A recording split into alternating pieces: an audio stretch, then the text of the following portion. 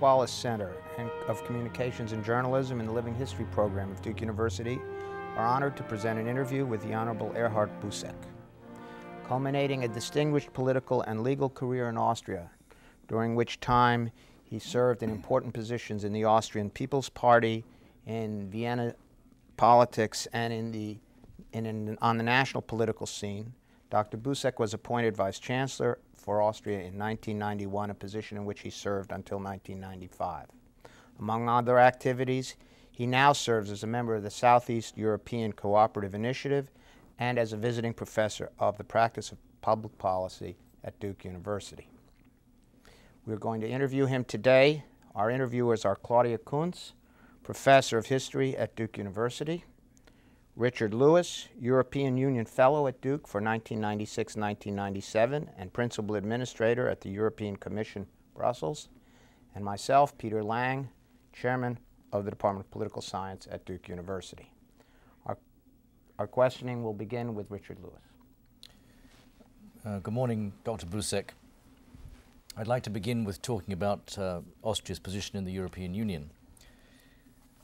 At the beginning of 1995, Austria joined the European Union with an overwhelming majority of people supporting this move, which was in contrast with the other joining members in the Nordic countries. However, it seems to me that a certain disillusion has set in. Can you explain why? The story between the European Union or the European Community and Austria is a very long one. And I think it's very easy to explain why it was an overwhelming majority. Because we started our freedom within Europe after the Second World War by the State Treaty and by neutrality, and often we heard by Moscow that we are not allowed to join the European Community. Therefore, we wrote this famous letter to Brussels before the downfall of the Iron Curtain. I think it was for Austria a very important thing to join the European integration. The consequence was there were very high expectations. The Austrians are feeling very European. And I think the problem is, and it's not the problem of Brussels or the European Union, it's our problem, that we started our travel towards Europe, but we have not yet arrived. I think we have to learn the European Union, and maybe it was also the fault of the politicians that we spoke about high expectations, everything will be cheaper and all the problems will be settled, and I think it needs time by time. Second problem is that we have to join with different problems in the country. And sometimes politicians and also media are saying, oh, that's why we are together with the others and it's a responsibility of Brussels. It's always easy to say it's somewhat other. It was said always during regional elections, Vienna is responsible. Now everyone is saying Brussels is responsible. But at all, let me say, it's a mood of the Austrians, always I think being enthusiastic and then afterwards being skeptical, it's going in between. I'm sure if we would have again a referendum, I think there will be a majority for the European Union. Because one thing is very clear to the average Austrian, it's more security for our country, and this is a historical experience. Do you think the process of European integration is doomed to be one of elites, and how can we overcome the problem of convincing the average European citizen that this is a good thing for them in the future? As European integration started by the Community of Six, I think it was a question how to prevent any further warfare and how we are able to cooperate, that there will be no war, let me say, between France and Germany. And in the background was something like a European idea. By the time it shifted more and more towards economy only.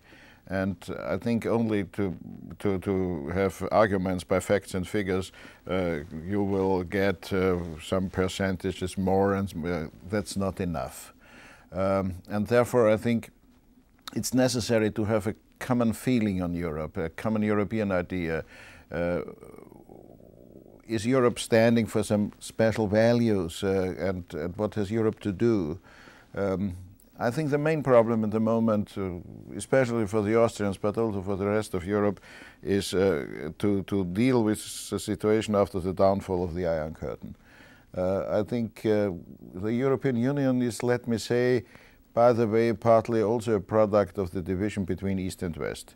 By the pressure of the East, it was necessary, it was a challenge, not only the challenge of let me say, the competition with the United States or Southeast Asia and the problem of eurosclerosis concerning research and technology. I think it was also a political challenge. Now the challenge is off, we can do what we want, and the problem is if we can do what we want, nobody's doing really going forwards.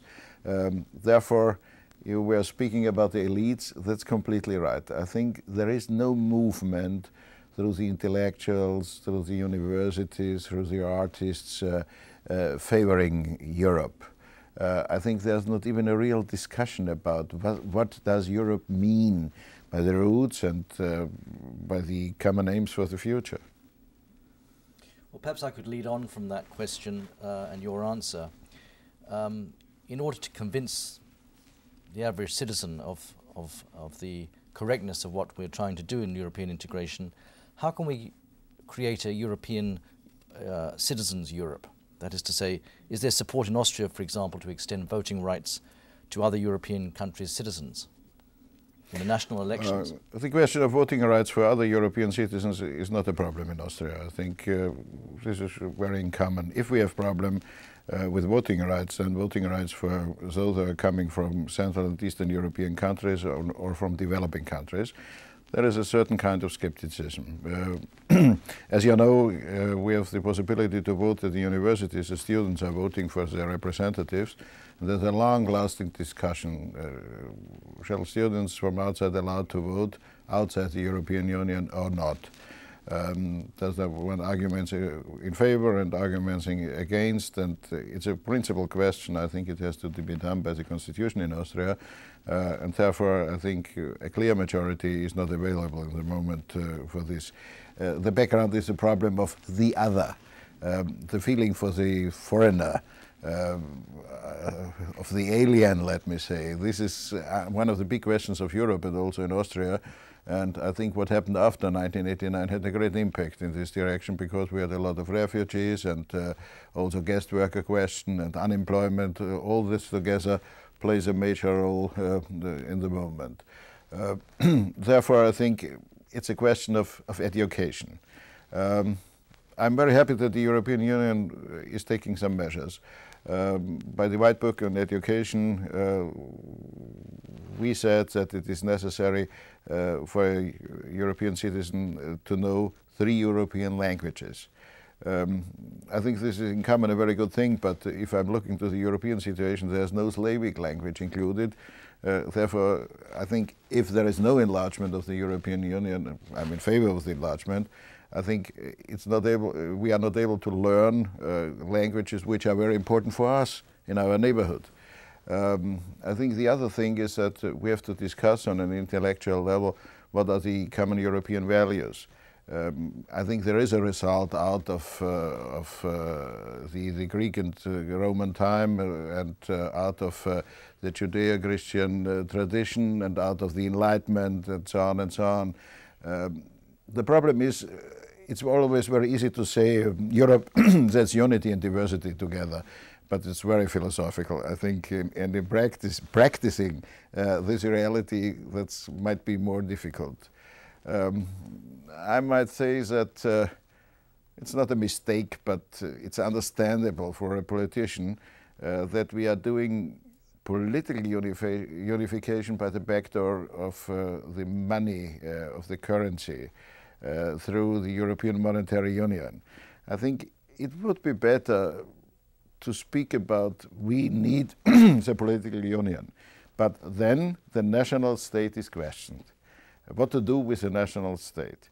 And the problem is we're all developing in the direction of integration and towards globalization. But by the way, the national state is more important than it has ever been, and that makes things more complicated.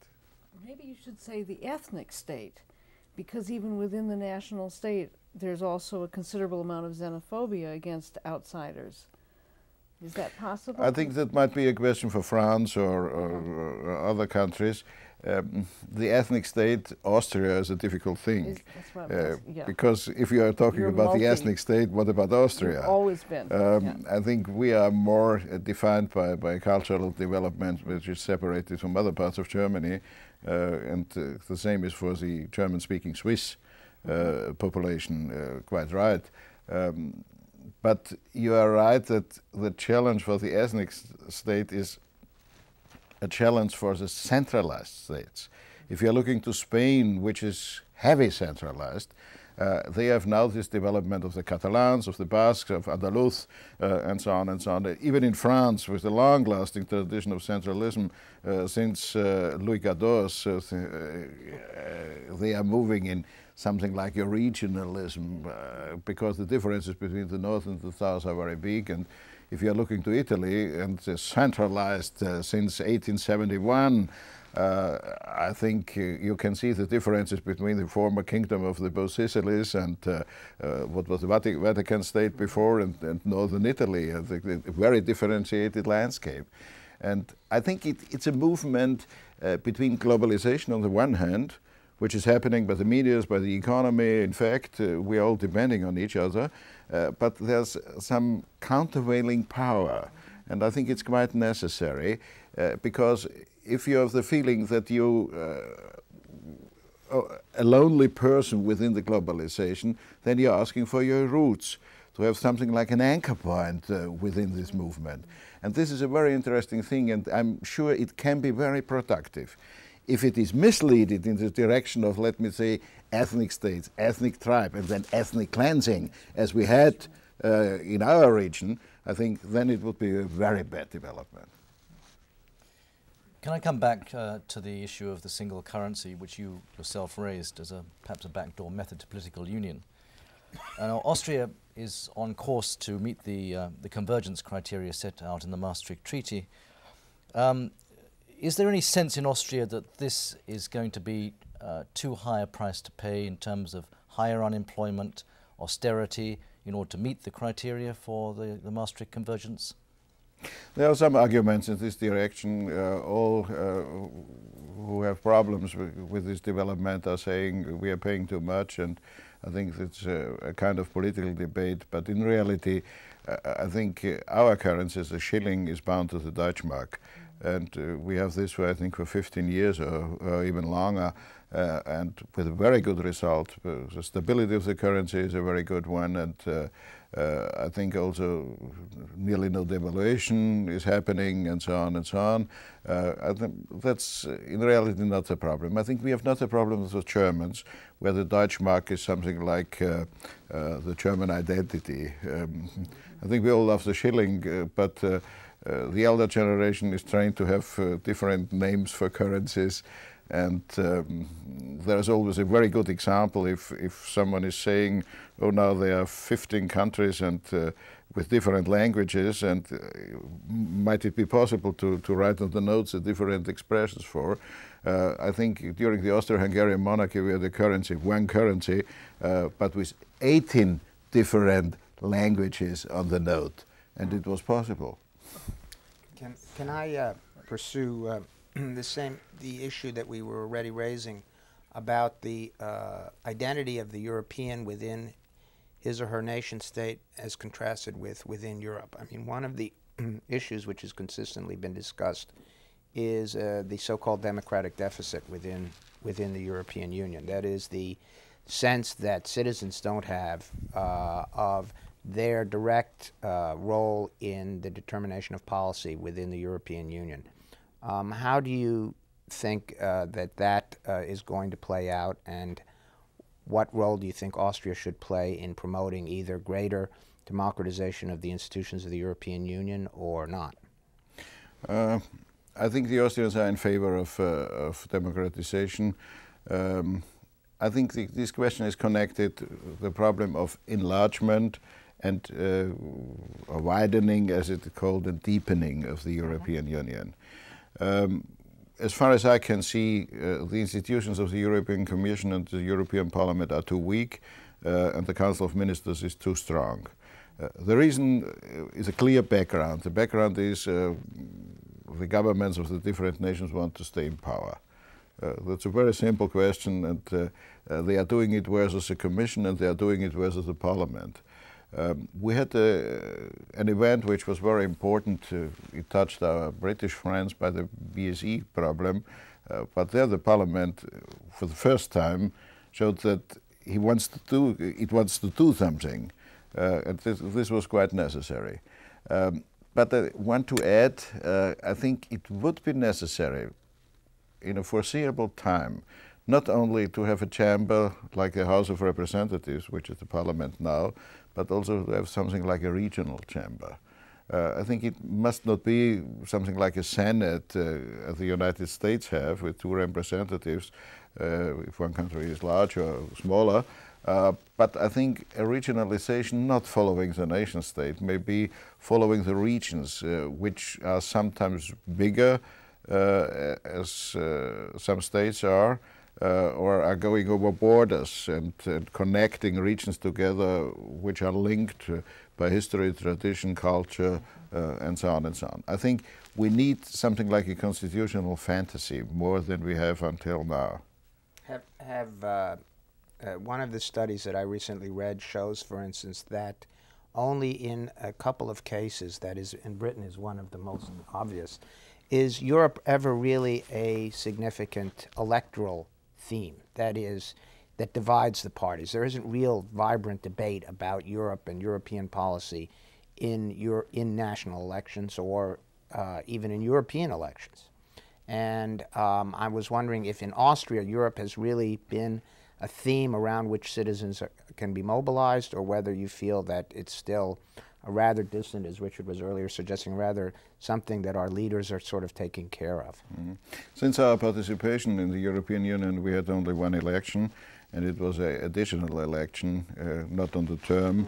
Mm-hmm. We were forced by the treaty to, within 2 years, to send directly elected persons to the European Parliament. And you are quite right. I think it was only the question who is able to present Austria in a good manner within the European Parliament. There were nearly no issues. But I think going on concerning all the questions of structural funds or so on, which are vivid European interests, that might be a differentiation. It's quite necessary. I think at the moment the European Parliament is working on a coalition between Conservative and Christian Democrats on the one side and Social Democrats on the other side, and I think that's only the picture. It's in the mirror of a European situation. But this is connected, I think, with the strength of the Commission. If the Commission gets more power, and the Commission is directly responsible towards the Parliament, then the Parliament has more importance. Because I think on the one hand the Parliament has to give laws and is responsible for legislation, but also for control. Now it's very difficult that the European Parliament is controlling the Council of Ministers, which are controlled by the national parliaments. And I think there will be also a discussion what's the role of the national parliaments and what's the role of the European Parliament. We had for a certain time a strong tendency, especially by the Greens, that they want that the Austrian representatives at the level of the Council of Ministers and below can only say yes or no if the Austrian Parliament is deciding. I think that's no kind of integration. It was a long-lasting discussion, and I think that this imperative vote, let me say, is not a real democratic solution.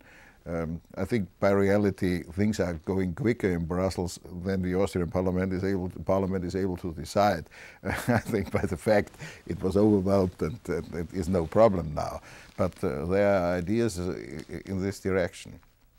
And that's the reason why I'm always in favor of a broader discussion of European issues, not only on facts and figures and so on, but also by ideas and how can it be done.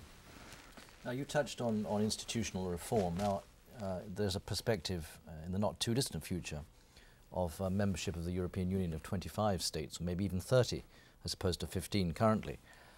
How are we going to manage this kind of institutional change and in terms of enlargement?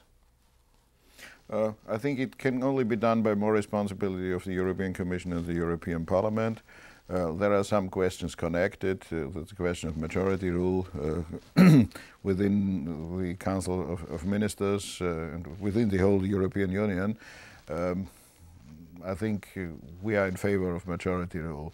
It's more difficult for the sensitivity to say not each of the member countries is represented in the Commission. For the moment, I think 20 members is possible because I know European governments being larger. In comparison with the Italian government, the Commission is a very small body. But I think it might be necessary to go to another situation, because I think the main fault is we are choosing persons for a nation in the Commission, and we should choose them for their quality. I think this change we have to make. Otherwise, I think a country wouldn't work if we are saying there must be 2 Viennese and 1 Tyrolean and 1 from Upper Austria and from Lower Austria. I think there must be a good minister for interior, for foreign relations, for science and for education. That's a question, and I think also it must go in this direction. I understand. Now, just to touch on another completely different issue, the Austrian state treaty, from a historical point of view, placed Austria in a situation of permanent neutrality. Now, how has the situation in post-communist Europe changed Austria's attitude towards this issue? First of all, Mr. Lewis, I beg your pardon, I have to correct you. The Austrian neutrality is not in the state treaty, and it's very important. I think the Austrian neutrality was imposed by the Soviets, saying this is a precondition. And the Austrian government and the Austrian parliament declared on themselves the neutrality. That's very important, because otherwise we would have to change the state treaty, and this is on international law a very difficult question, because we had some doubts that Russia is a successor of the Soviet Union, and we were not very happy that in the United Nations Russia was very quick in the position of the Soviet Union. The succession question is very important. I think the Finns managed it very well to say we had a treaty with the Soviet Union and now it's finished. It was more complicated because the other allies, and we were asking at this moment, the Americans, the British and the French, what they are thinking, and say, don't touch the Russians, it's so sensitive and so on and so on, and therefore we did nothing on the subject. But the neutrality was declared by us. But you are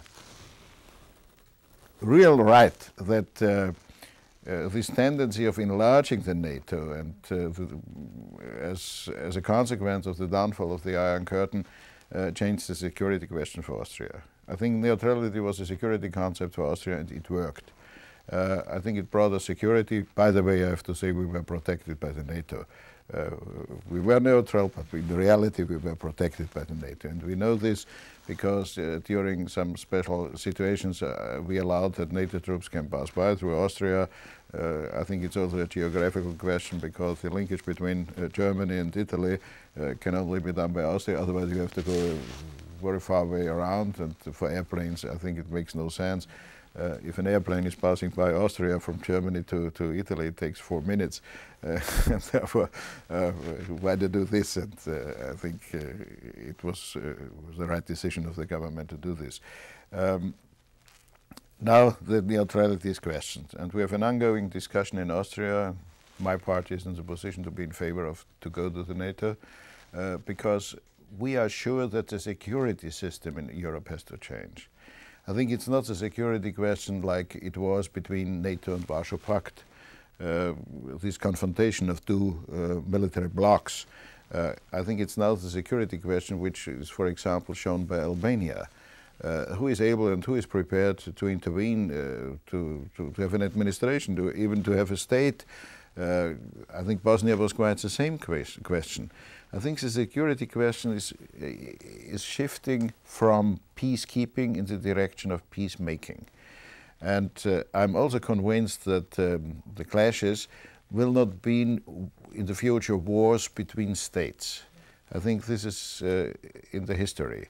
I think there will be wars and similar events in the countries. out of different reasons, minority questions, social differences, and so on and so on. And I think we have to elaborate the security system. And I think in this sense, neutrality has no sense. I think it makes no sense to be neutral between fire and fire brigade. You have to be always on the side of the fire brigade. Well, may I ask you a question then about Slovenia? Because your party favored recognition of Slovenia almost before any other country, even Germany, did. Looking back, do you think that was a good decision? It was the only possible decision. I think, to say it very bluntly, my dear Western European colleagues were completely wrong. And the real reason is, to say it also very bluntly, I think Yugoslavia was a result of the peace treaties after the First World War. And it's very difficult for a government, for an ongoing government, to say we made a fault, maybe in 1919, 1920. And therefore they are sticking with this concept of Yugoslavia. But living in the neighborhood, you got it that they were not able to live together. The tensions were so strong that I think this solution is a better one. As a general tendency in Europe, I'm convinced that a kind of disintegration, as it happened in Yugoslavia, but also in Czechoslovakia, is a precondition for integration. A Slovak politician once said to me, as I was asking him, why do you want to separate Slovakia from Czechia? He said to me, we want to go as two stars in the European Union. I think this is a marvelous picture. I think to self-decide is important. May I ask another question on that? All right. Now, this Czechoslovakia's divorce, peaceful divorce, is unusual because the poorer state asked for the divorce. You notice in Italy there's no movement among Sicilians or southern Italians for an independent Italy. And Slovakia was the more wealthy of the republics of Yugoslavia, just like northern Italy is. Slovenia. I'm sorry, what did I? No, Slovenia, yes. Excuse me. Slovenia was the most prosperous and the most Western of all of the republics of former Yugoslavia, more like northern Italy. So it would be like the more prosperous section trying to break away. Looking back on the Slovakian independence declaration of 91, can you think of a way that European powers could have responded more constructively? How can we learn from this in the event of a future You're a historian, crisis? therefore I beg your pardon, to correct a little bit the Czechoslovakian story. Oh, okay. Because the Slovakian had demands for going for themselves, but I think they were playing a play and saying, we want to be a country for our own, but if you, and conditions and conditions and conditions. At a certain moment, Václav Klaus in Czechia said, okay, if you want to be alone, goodbye. I think it was, at the last moment, a Czechish decision. This was the other way around. And I think if you talk to Slovakian politicians, some are saying, and also in the Slovakian public, not officially, because it's not possible, it's a question of the Slovakian identity, but they think they went too far. It was something like a poker play. And it was an accidental, wasn't it? In this poker, Václav Klaus played a card which was not expected, and therefore it happened. Concerning Yugoslavia, I think the reasons why they went in different directions and now they are self-governing, it's very differentiated. You are completely right concerning Slovenia, because they were 8% of the population and they produced 21% of the GNP. And they said, we are paying everything. For Croatia, I think it was more out of nationalistic reasons. It's a long-lasting thing. During the time, I think it was in the early 30s, where the leaders of the Croatian Peasants' Party were shot in the Sabor, in the parliament in Belgrade. And this is a long-lasting thing. And since this time, democracy was cancelled in Yugoslavia. King Alexander took over, and they were not able to cope with each other. And under these certain conditions, I think there was a very nationalistic way of thinking, and they were all speaking about a differentiation, that the others are Orthodox and we are the anti-morali Christianitatis, and so on and so on. I think it can be questioned historically and politically, but I think this was one of the main reasons.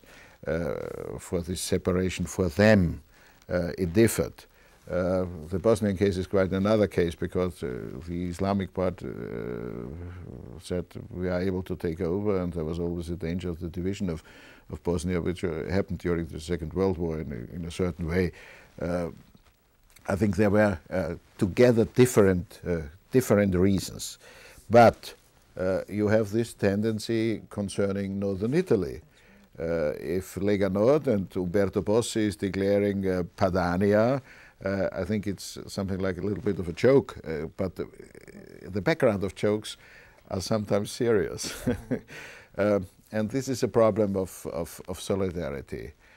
It's a general question in the moment. By the rising unemployment, by the economic difficulties, by the global competition and so on, this kind of lack of solidarity, this kind of egoism is a result of competition.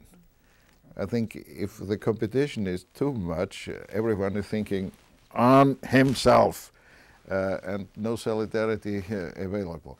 The question of Yugoslavia is a little bit more complicated than the question of solidarity. It's also a cultural question.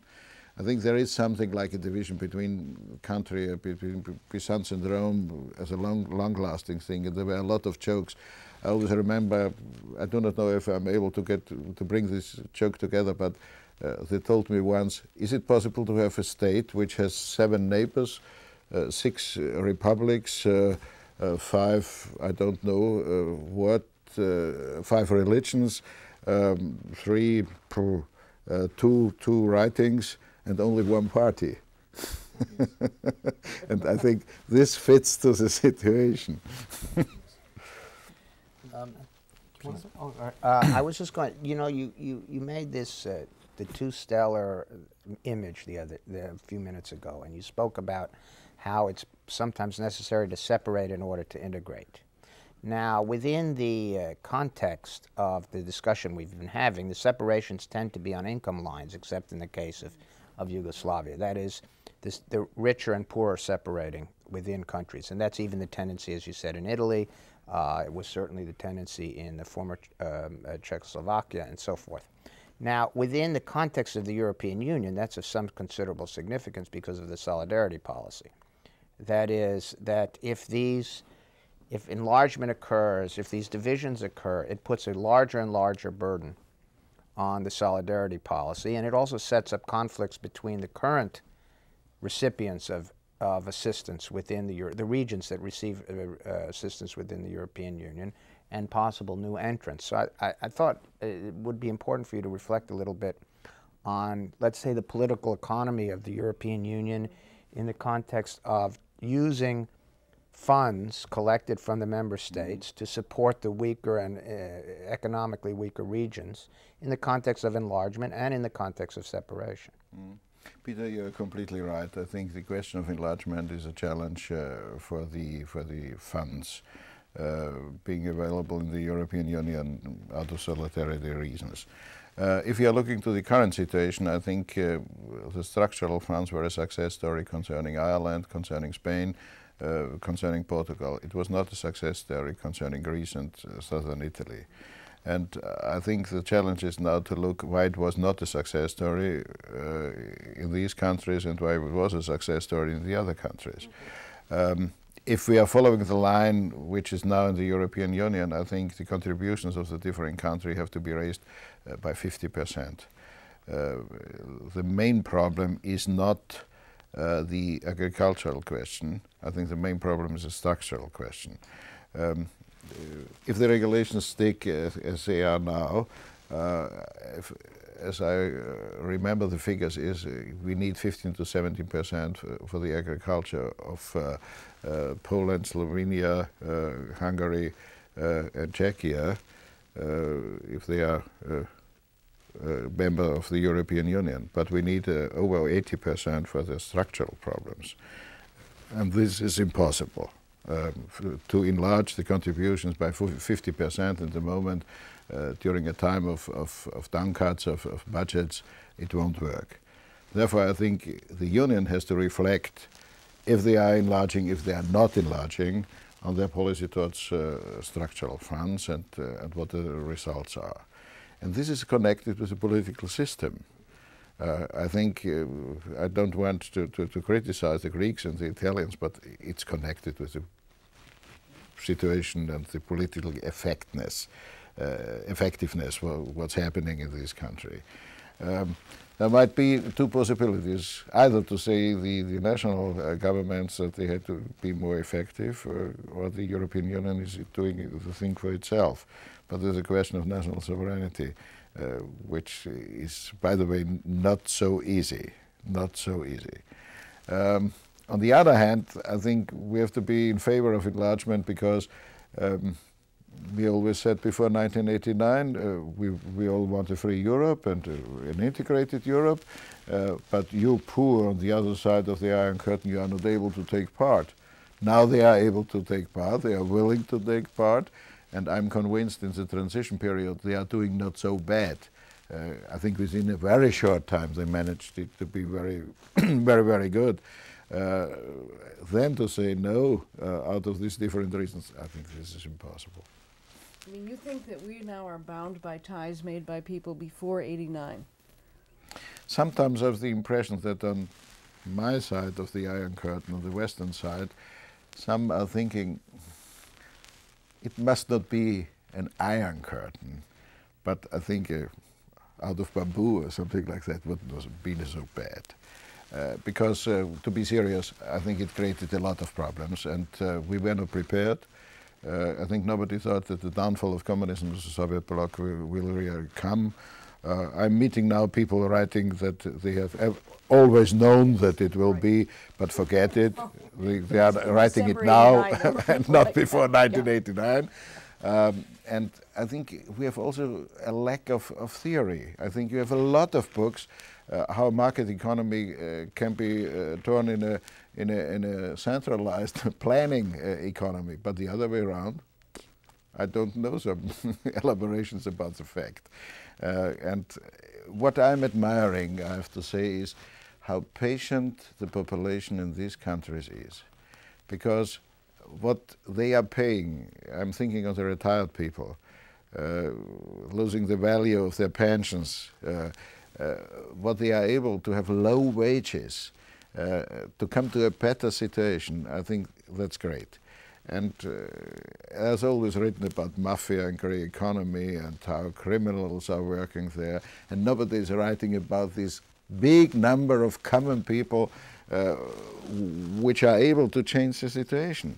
I think to make one a little bit historical comment also to the fact, the downfall of big empires in the history, especially in the 20th century, created always wars. The downfall of the Austro-Hungarian Empire, of the Ottoman Empire, of the Deutsche Reich, we have 2 world wars. The downfall of the Soviet Empire until created not a big war. Clashes, yes, in Bosnia and the Caucasus and Chechnya and so on and so on. But I think we can be happy that we were able to manage this. And I think the responsibility is, yes, on the Western side on the one hand, it's one of the results of the NATO, but also by the population of these countries.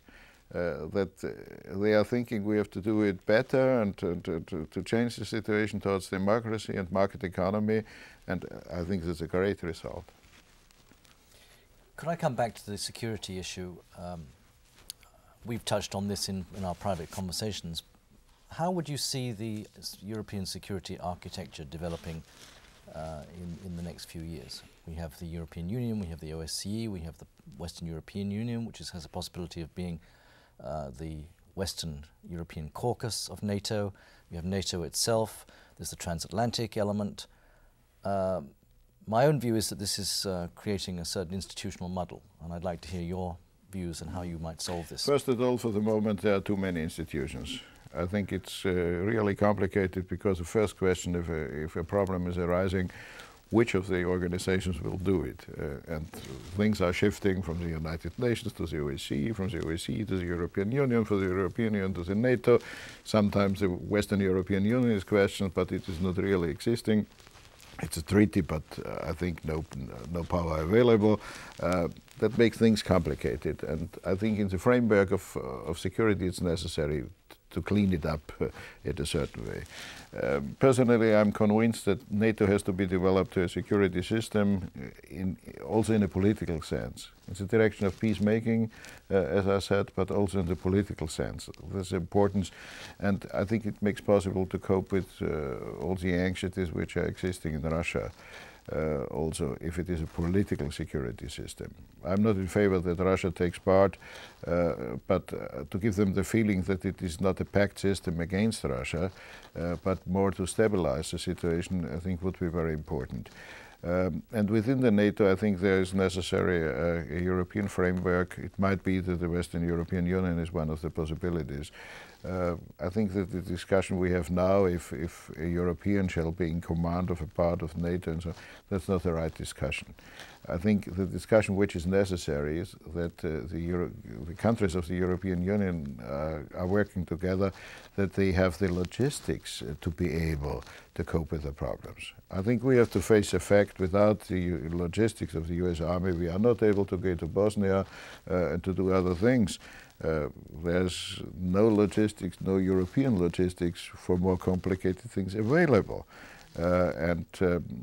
One of, I think, very important step in this direction was the decision of the French to go to a professional army. And I think I'm admiring Chirac for this decision, because the levée en masse by Carnot during the French Revolution 200 years ago was very decisive for the French Revolution. The Canonnade de Valmy is a symbol for the French. And to change this was a very important step, and I think it's one of the preconditions to get more than the symbol of an Eurocorps going over the Champs-Élysées. That's not enough. I think to put together an entity, a military entity which is able to move if it is necessary, this is very important. I think OSCE, beg your pardon, after that, OSCE has a certain importance by the Central Asian countries. I was skeptical as it started one day to the other. Instead of the Soviet Union, all the CIS countries were members of the OSCE and also of the ECE of the United Nations. But I think it would be difficult. Where shall they be? And I think to have them in the OSCE has a certain importance. And I'm looking to the fact also together with the question of Turkey. Well, perhaps we could lead on from that. I mean, how do you think Turkey fits into this European scene? That's a very complicated question. I think out of security reasons and out of the development in the Middle East, it's quite necessary to have Turkey on our side and to be in a close cooperation. If someone within the European Union, especially some political positions, saying they do not fit in the European Union because they are Islamic, I think this is an argument not in the direction of Turkey, it's an argument for inner affairs. I think it should be said bluntly that the free movement of labor force, if the Turks are in, is not possible because their wages are so low. That's a real reason, that's a real background. And the trade unionists, I think, are very critical on the fact, unemployment rate and so on and so on. But I think it's a question of fantasy to have regulations with the Turks. The customs union is existing, that they shall take part. And as far as I spoke with responsible Turkish politicians, I think they would accept if we are saying, for the moment it's not possible, but there is a perspective, there is a future, a common future with Turkey. Because I think for the situation in the Middle East, Turkey has a great importance. I'm always a little bit critical of the fact that we are always discussing Russia and saying, is it a danger or is it not? I think the Russians will have a lot of problems that they are engaged on themselves. I think the bigger problem for Europe and for the United States too will be the Middle East, and nobody knows what's happening in the Gulf countries, and nobody knows what's the matter with Saudi Arabia. And then one thing is touched, which is very important for the economy, that's oil. And I think we learned the lesson during the last 20 or 30 years. I'd like to touch on a completely different point. I've been living in the United States for the last 8 months, and I'm struck by the fact that the image of Europe is not perhaps what it should be here, and that particularly people in commerce, are looking to the Pacific Rim. Without launching a propaganda campaign, I mean, how do you think that we in Europe can actually project our image, the positive image of European integration and what it's producing in this country? I have the impression that we Europeans have a tendency always only to explain our problems and not to explain our results. That might be a consequence of the French Revolution, of Enlightenment, that we are very critical on ourselves and always distinctive. I think there is a differentiation towards the Americans. The Americans are coming to Europe and telling how good they are, and we are telling the Americans how difficult it is. And I think this is the main turnaround. Because on the other side, if I'm talking with some economists here, there is a certain fear towards the euro. The reason why it is very critical in American newspaper is that the euro might be, instead of the US dollar, the leading currency, because if it exists, it will be a very strong one. Together with 350 million, I think that's a big thing. And that might be one of the reasons to go further on. But I think we have to rethink the relations over the Atlantic. Because by the downfall of the Iron Curtain and the consequences, I think Europe changed and might be the relation changed.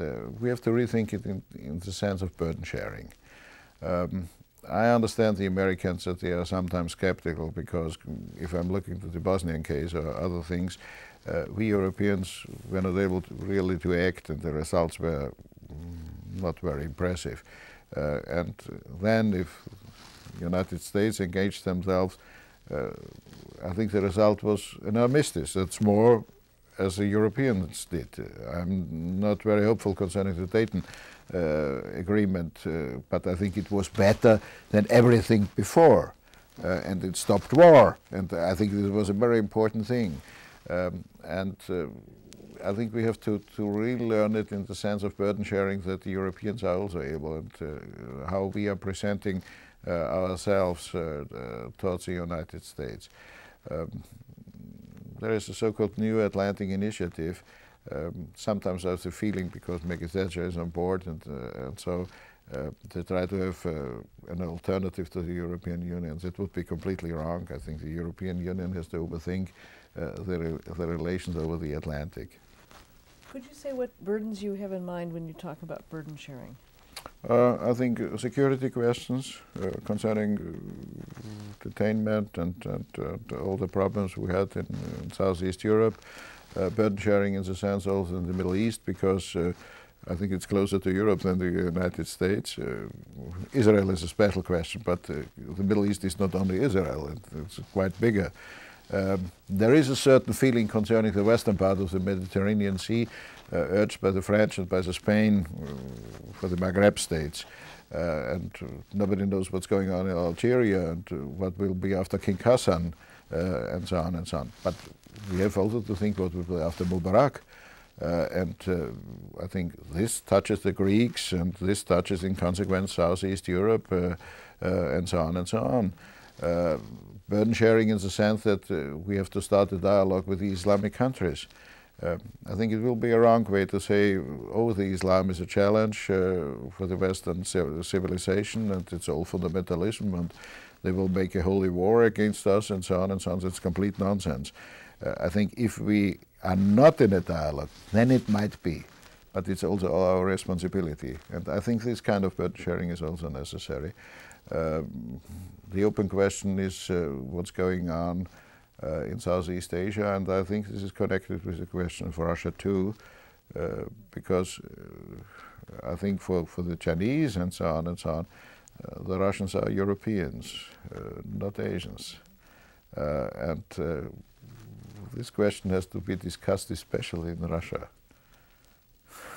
Maybe I could pick up this Euro-American theme in a little bit different way, which is a cultural perception I've had, and which now you've spent a lot of time in the United States in the last few years, among places here, and one sense of the difficulties that Europeans and Americans have in interacting on many of these issues is I know that the Americans often feel that the Europeans are excessively accommodationist. They seek too much dialogue. They're not willing to draw lines. They're not willing to be confrontational. They're not willing to say, look, this is where we get off the train. Europeans always want to talk, always want. And of course, the Europeans on the other saying, this is in fact what's distinctive about Europe. That we have social systems, we have political economies which work on lines of cooperation and discussion. And of course the Italians are sort of the extreme. They always obfuscate every line of conflict. They seek to obfuscate.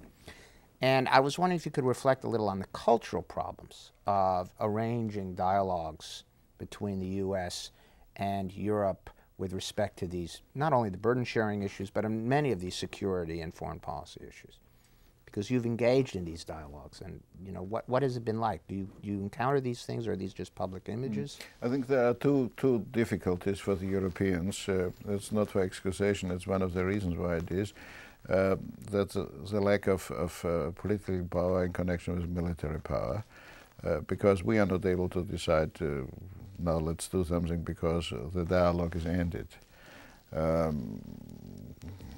It's a certain kind of a weakness which happened, I think it happened in Europe also with Hitler, if I'm thinking of Munich. It was a kind of adaptation to political force which was shown, and I think that's a great mistake. You are quite right. And that's the reason why I'm in favor that there shall be something of a European army and the possibility to decide upon. I think there must be a European foreign minister, because the Troika system, I think it doesn't really work. It's good for a dialogue, and then the Troika is sitting there and with a possible opponent say, we have to ask at home and wait and see. And I think sometimes politics is not for a waiting list. You have to decide, and you have to be quick. I think there's one reason, and the other reason is, which I touched, is the common European feeling.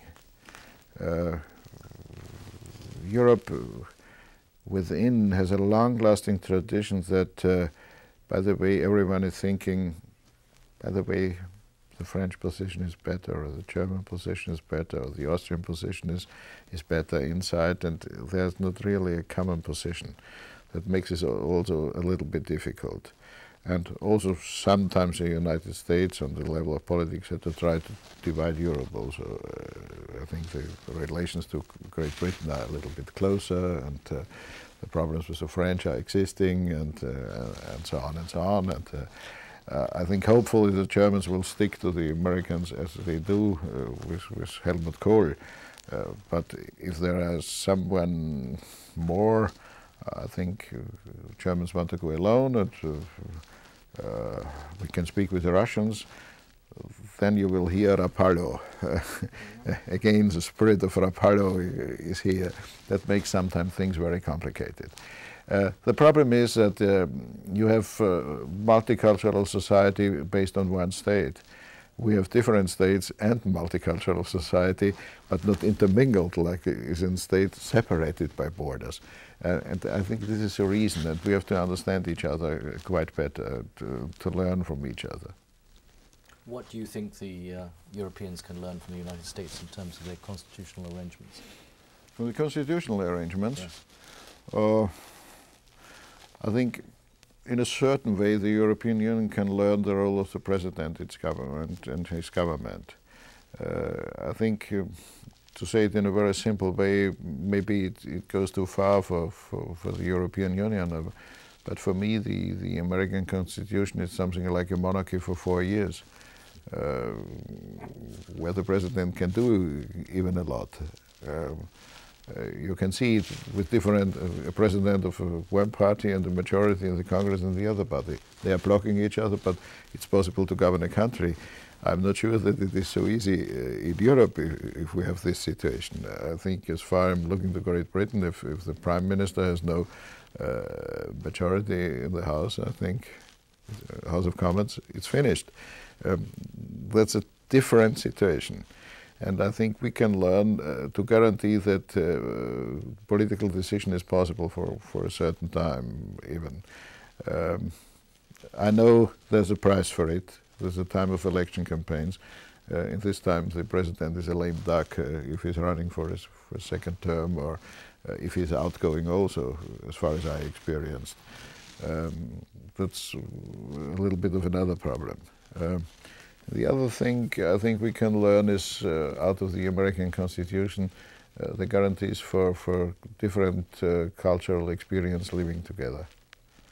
This impresses me very much, because there's a common feeling, and I've been during the very difficult times in San Francisco and Berkeley after 1968, I think in 1970 or so. And it was horrible in the city council because there were a lot of talks, and I had the feeling the next will be a revolution in Berkeley by the students and so on and so on. That's what they thought. But then there was a national anthem or something which was solemn and so on and so on, something we were sworn in. I don't remember what it was. They were all standing here. This we have to learn. We have to ask the Europeans the question, what are the moments where the Europeans are standing in this way?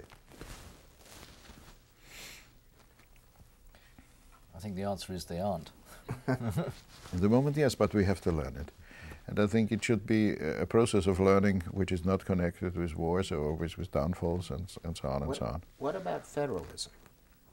I mean, the Europeans are talking about, and we talked earlier about regionalism and federalism. What about federalism and learning or not learning from the United States? In my course, I point out that at the moment, it's easier to move with a law degree from one European state to another than it is from one American state to another. It might be the Americans can learn. It might be the Americans can learn. I think our federal experiences, I'm coming out of a country with federalism, I think they are very good. That's the only possibility to cope with the problems of different nations and question of autonomy and so on and so on. That's quite necessary.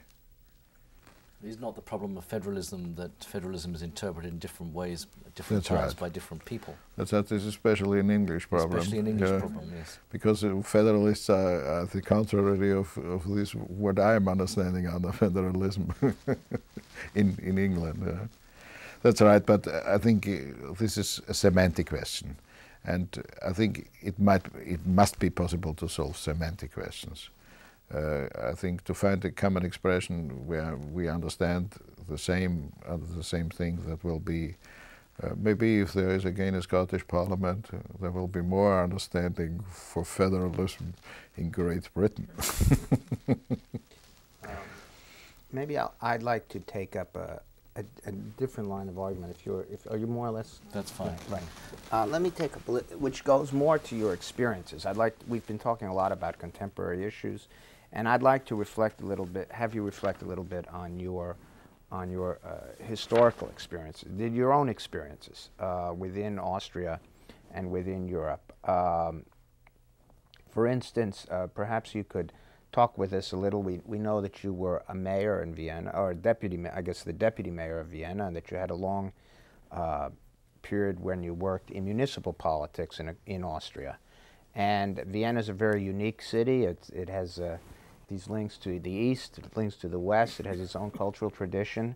And perhaps you could reflect a little bit on that experience and how it influenced your sort of development as a political leader. I think it was heavily influenced by the different routes for the Viennese. This experience of being, it's an open question if Vienna is a city the most eastern in the west or the most western in the east. And it's not necessary to decide the question. I think both is possible and is very helpful. And what we have to regain is our role in this connection, not a dominant role. I think it's a question of networking.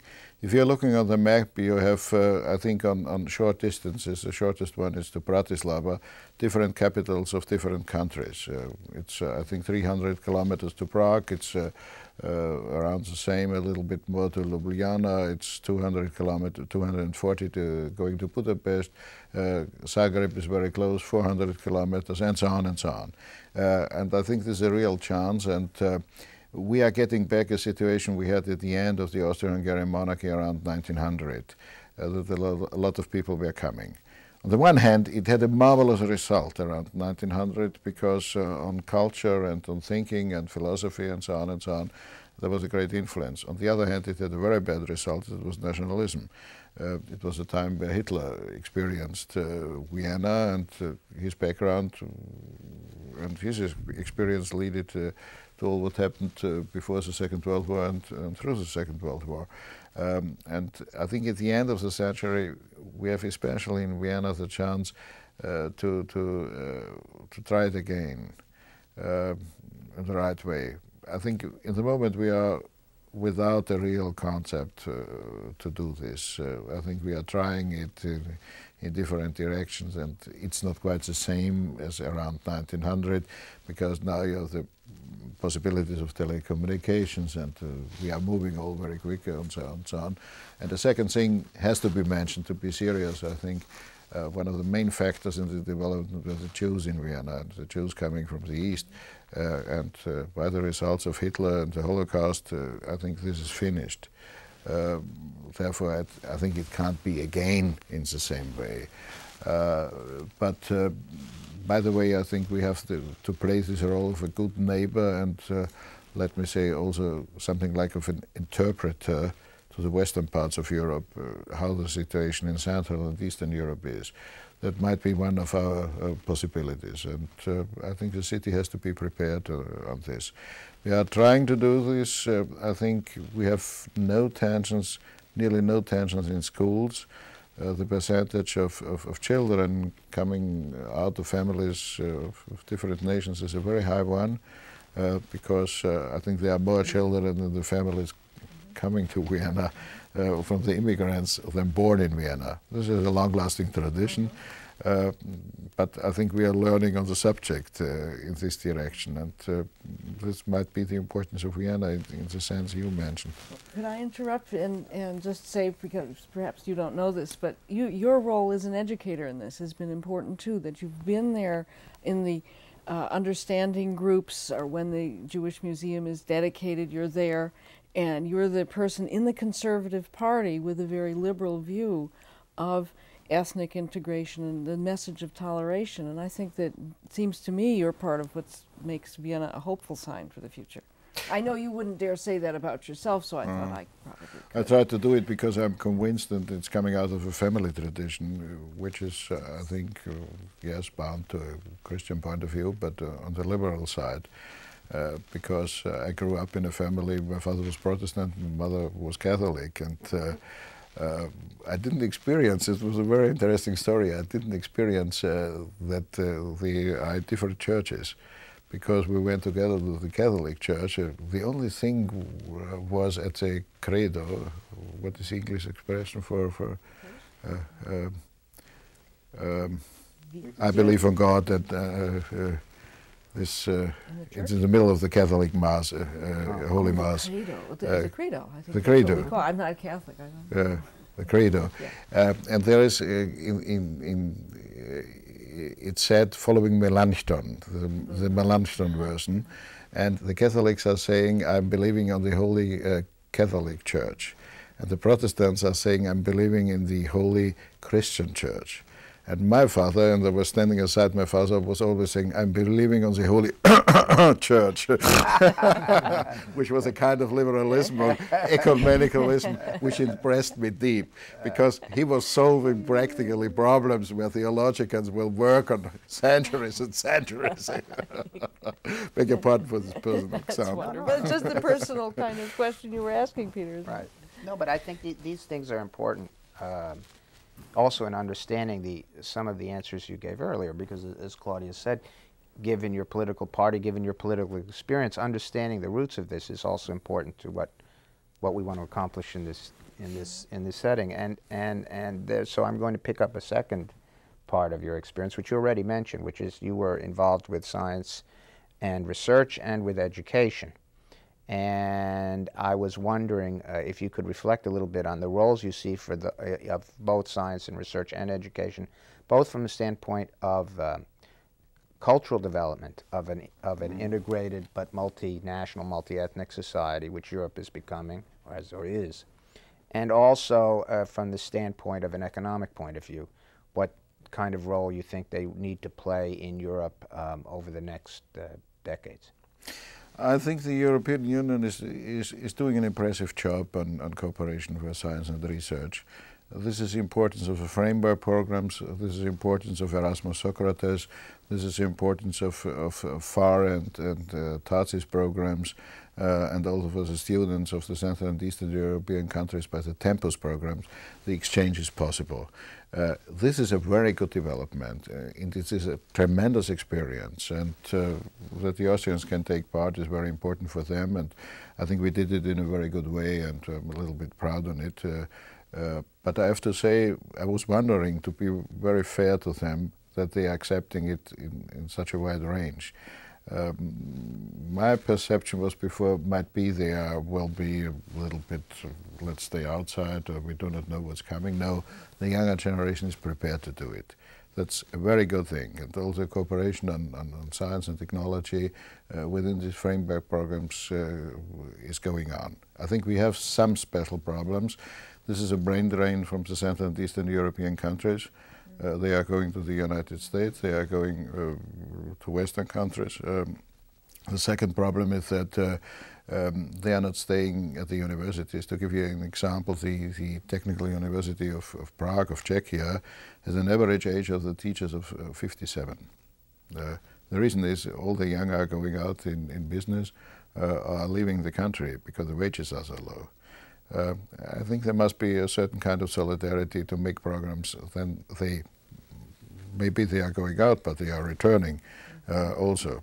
I don't want to blame the American universities, but out of the situation of the American universities, they bought everyone they could get out of these countries, and therefore they are losing chances and quality for the future.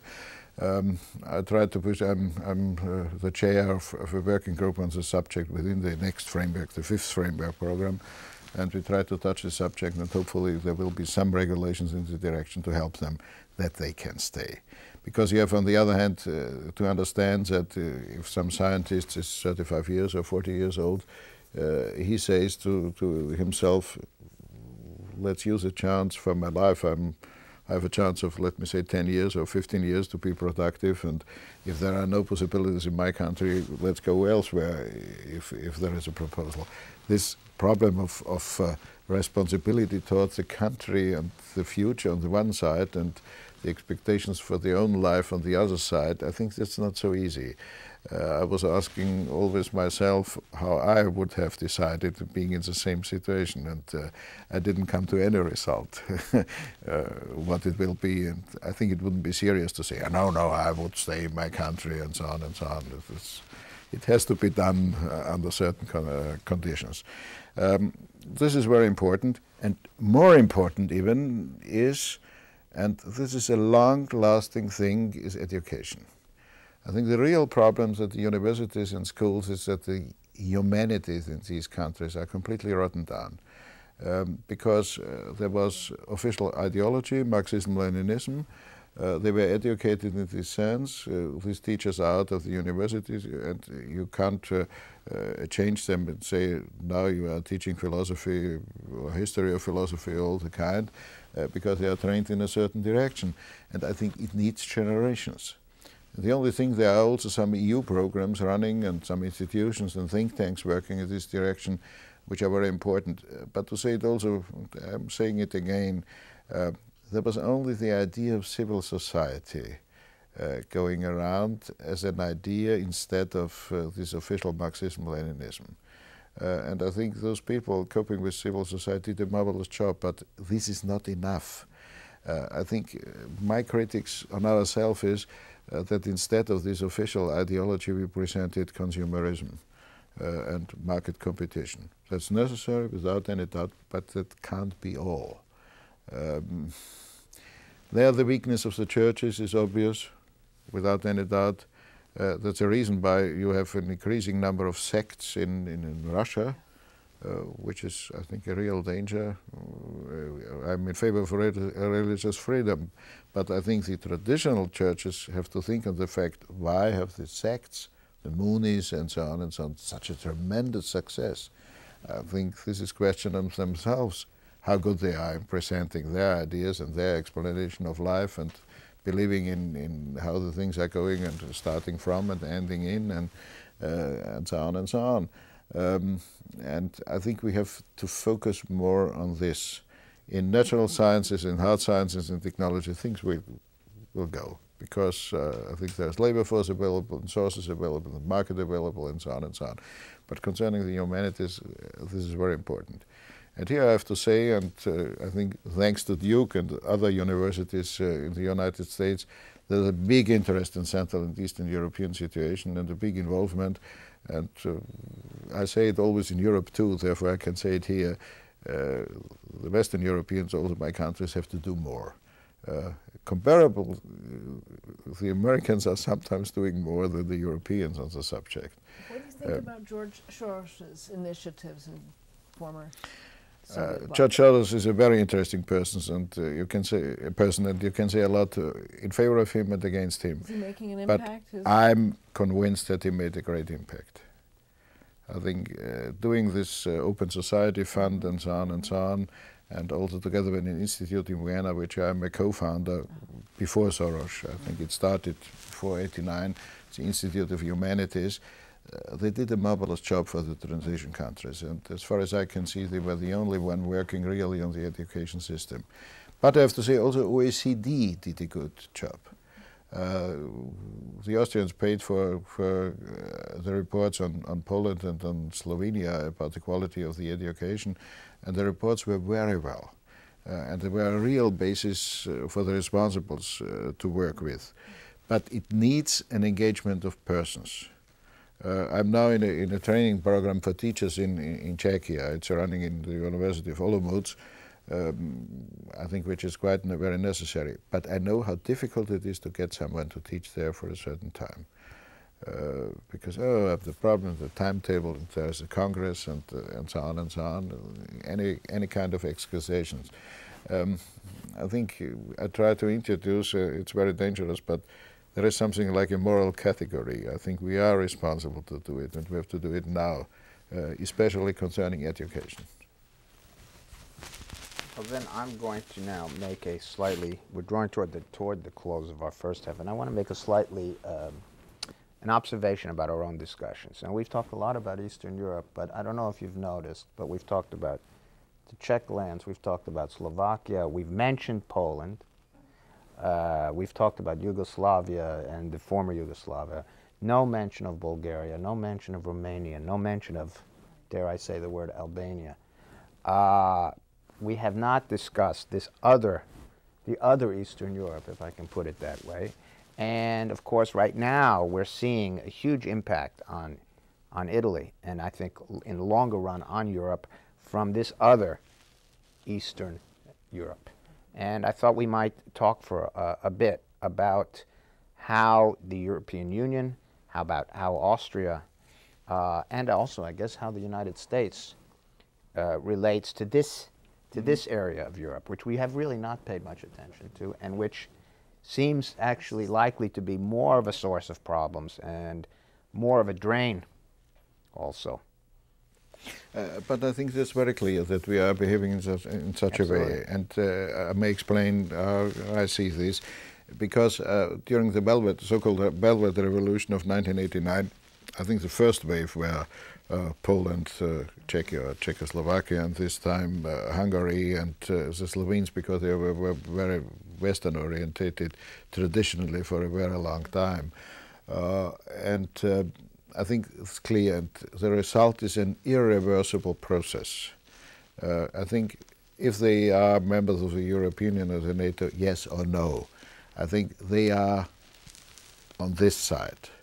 And what's happened in Romania and Bulgaria, it was a kind of a change, but it was not the same change like the countries I mentioned. And I think they are now now in '97, they are, I think, in the real Velvet Revolution. It's a second step because they were in everything behind. I think they were more Soviet, more communist, because they have no democratic tradition. Where's the democratic tradition of Bulgaria and Romania and of the southern parts of Yugoslavia? I think this is the next step, and I'm very optimistic, even concerning Albania, because I think the explanations about Albania, it's not a revolution and it's not an upset and so on, it's something like an implosion. It's a result of 40 years of exclusion from the rest of the world. I think there is no example comparable with Albania.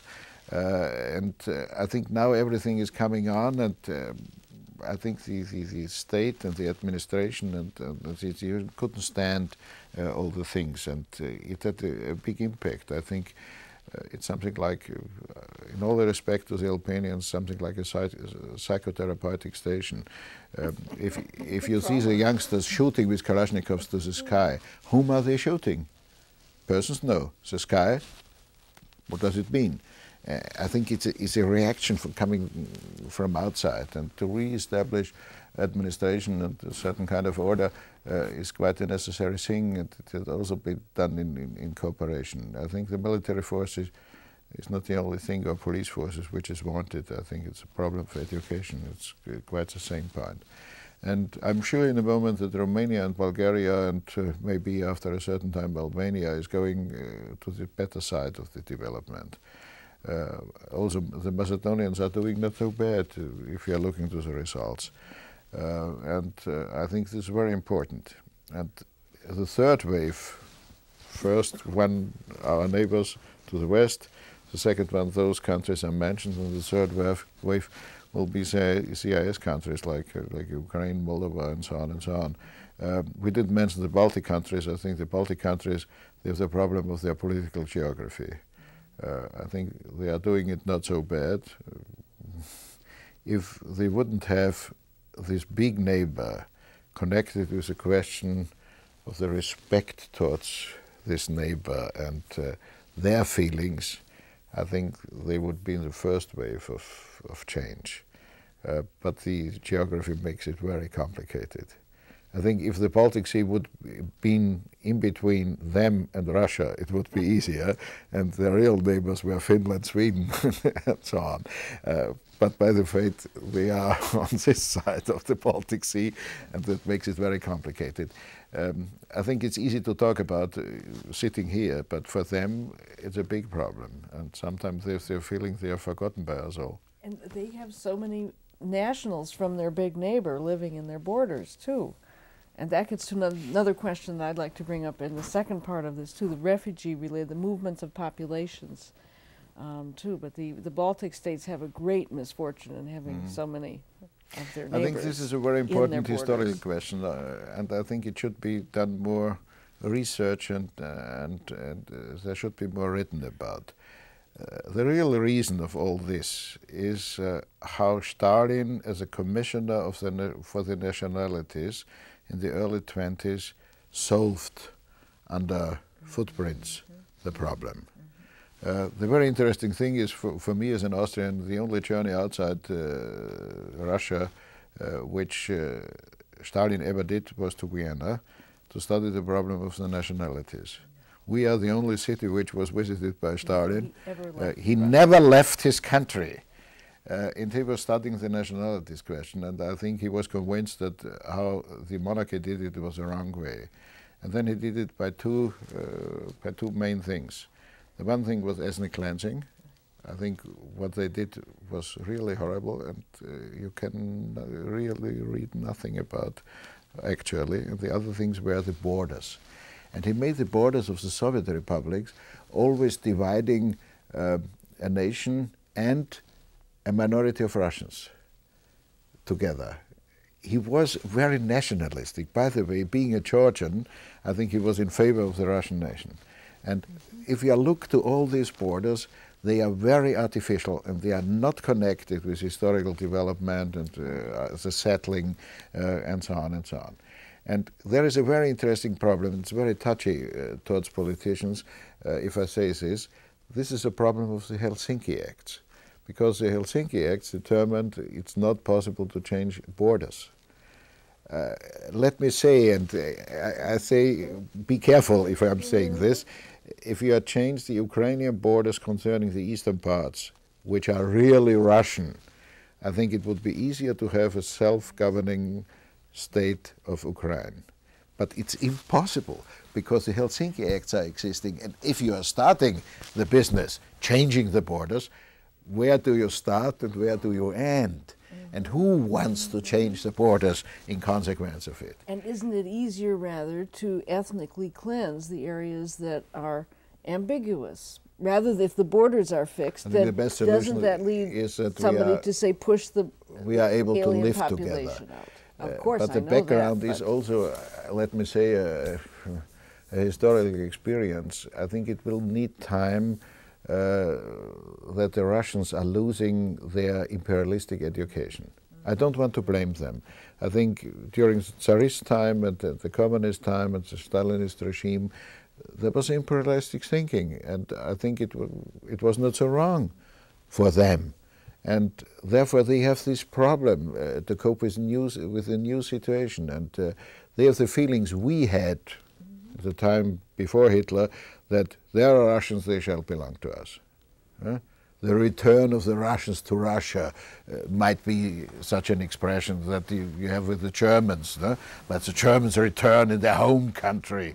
That was one of the horrible things with the results of the Second World War. And this might be a very big problem. I had a lot of talks with very westernized Russian intellectuals, and if we are sitting together in the evening together with a glass of wine, not vodka, and if you're asking them, what about Ukraine? Then he is saying to you, Ukraine, that's Mali Rus, small Russia. The expression for the Ukraine is Mali Rus. And remember the baptism of the Rus in Kiev more than 1,000 years ago, and so on. That's really Russia. And that makes things very complicated. This is a background also of the minority question existing here. And there were a lot of movements, and Stalin did it, by the way, to put Russian minorities and then majorities there. What happens when borders become so fluid and when European integration proceeds apace? What happens when a country suddenly has more visitors, in quotation marks, than perhaps many people want? And that leads to the question of national identity. And particularly the other country we haven't talked much about is Austria, actually the first part of our session. And I, as a historian, I'm interested in the way that the memory of the Second World War, and particularly genocide against the Jews, is remembered or forgotten as part of the Austrian national identity. And to backtrack just a little bit, in the 1980s in Germany, there was an outburst of memory about the Second World War, about German crimes, etc. Monuments were built everywhere. And in the mid-80s, as you know, a monument was finally commissioned for downtown Vienna. And at the time, I think you were rather critical of that monument, saying it might upset the dead or was insulting. I don't remember the words exactly. Maybe you don't either, actually. But I wonder if you'd talk a little bit about the monument to the victims of the Second World War that's right behind the opera by the Albertina. Looking to your question, I think it's a whole speech which I have to answer concerning opening the borders. I think we had the situation of open borders to our western neighbors, but very differentiated. I think the borders towards Germany were never a problem, and this was, I think, commuting, especially for German tourists. It had a great impact on the Austrian economy, and this was very helpful. Sometimes, by the way, I think I'm going too far if I'm saying we were losing our Austrian identity towards the German tourists, because some of the innkeepers were writing Deutschmark instead of Schilling, and using expressions which are very German and not really Austrian. it's a discussion about Sahne and Schlagobers, because Sahne is a German expression and Schlagobers is the Austrian expression, and there were a lot of discussions, don't lose the Austrian identity. And by the way, I think the Germans and all the others like it if you are presenting yourself as an Austrian and not as a demi-German or something like that. I think we learned a lesson in this direction. The connections with the Italians, I think, were for a very long time under the problem of South Tyrol. Especially the Tyroleans taught the Italians, and as I grew up, I think I got told a lot of prejudges against the Italian. There was a marvelous work done by historians, the so-called commissions of historians on Italy and Austria, and now we have a lot of commissions with the Czechish, with the Slovaks, with the Hungarians, with the Russians, with the Slovenes, with the Croats, and so on and so on. I think cleaning up history books and bringing either two different sides of events or common sides. It's a very good development, and I think there's a great impact on education. And by the settling of the problems concerning South Tyrol, I think the relations towards Italy and the Italians are wonderful one. I think it's very open, and the very interesting thing is that the Italians are now learning, in the northern parts, are now learning German to talk with the Austrians, and sometimes I have the feeling that they are more interested than the Austrians. In the time after the war, it was the other way around, because as we were able to leave the country and to go as tourists, everyone went to Italy. And now I think the other way around, and the openness is great, and you have not only German studies on on the universities of northern Italy, but also Austrian studies, about which we are wondering, and there's a lot of novelists writing about Austria, and with a certain connection of nostalgia. I think it depends on the Italian situation. Because if you are going through Venetia or Lombardy or even Tuscany, you will meet that they are saying, we have the better administration because it was an Austrian one in the history.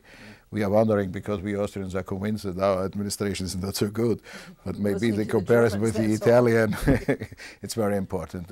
And you can see on the cars this coat of arms with the red, white, red flag in Italy.